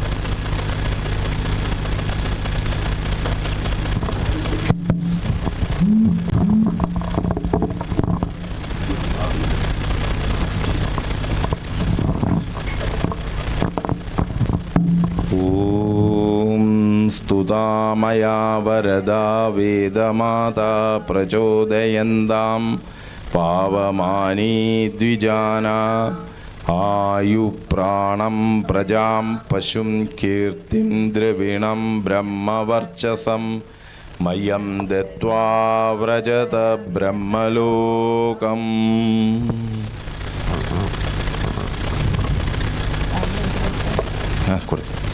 ഓം യജ്ജാഗ്രതോ ദൂരമുദൈതി ദൈവം തദു സുപ്തസ്യ തഥൈവൈതി ദൂരംഗമം ജ്യോതിഷാം ജ്യോതിരേകം തന്മേ മനഃ ശിവസങ്കൽപ്പമസ്തു. ഓം येन कर्माण्यपसो मनीषिणो यज्ञे कृण्वन्ति विदधेषु धीरा यदपूर्वं यक्षमन्तप्रजानां तन्मे मनः शिवसङ्कल्पमस्तु। ॐ यत्प्रज्ञानमुदचेतोस्रदिश्च यज्ज्योतिरन्तरमृतं प्रजासु यस्मान्नहृदे किञ्चन कर्म क्रियते तन्मे मनः शिवसङ्कल्पमस्तु। ॐ येनेदं भूतं भुवनं भविष्यत् परिगृहीतममृतेन सर्वं येन यज्जस्तायते सप्तहोता तन्मे मनः शिवसङ्कल्पमस्तु। ॐ यस्मिन् ऋजः सामयजुंषि यस्मिन् प्रतिष्ठिता रथनाभाविवार यस्मिन् चित्तं सर्वमोदं प्रजानां तन्मे मनः शिवसङ्कल्पमस्तु। ॐ सुषारधिरश्वानि वयन्मनुष्यान्नेन्नि अदे अभिशुभिर्वाजिनैव हित्प्रदिष्टं यजजिरं जभिष्टं तन्मे मनः शिवसङ्कल्पमस्तु। ॐ द्यौ शान्तिरन्तरिक्षं शान्ति पृथिवी शान्तिरापः शान्तिरोषधय शान्ति वनस्पतय शान्तिर्विश्वे देवा शान्ति ब्रह्मशान्ति सर्वं शान्ति शान्तिरेव शान्ति सामा शान्तिरेधि। ॐ शान्ति शान्ति शान्ति। नमस्ते. ആരം കഴിച്ചിട്ട്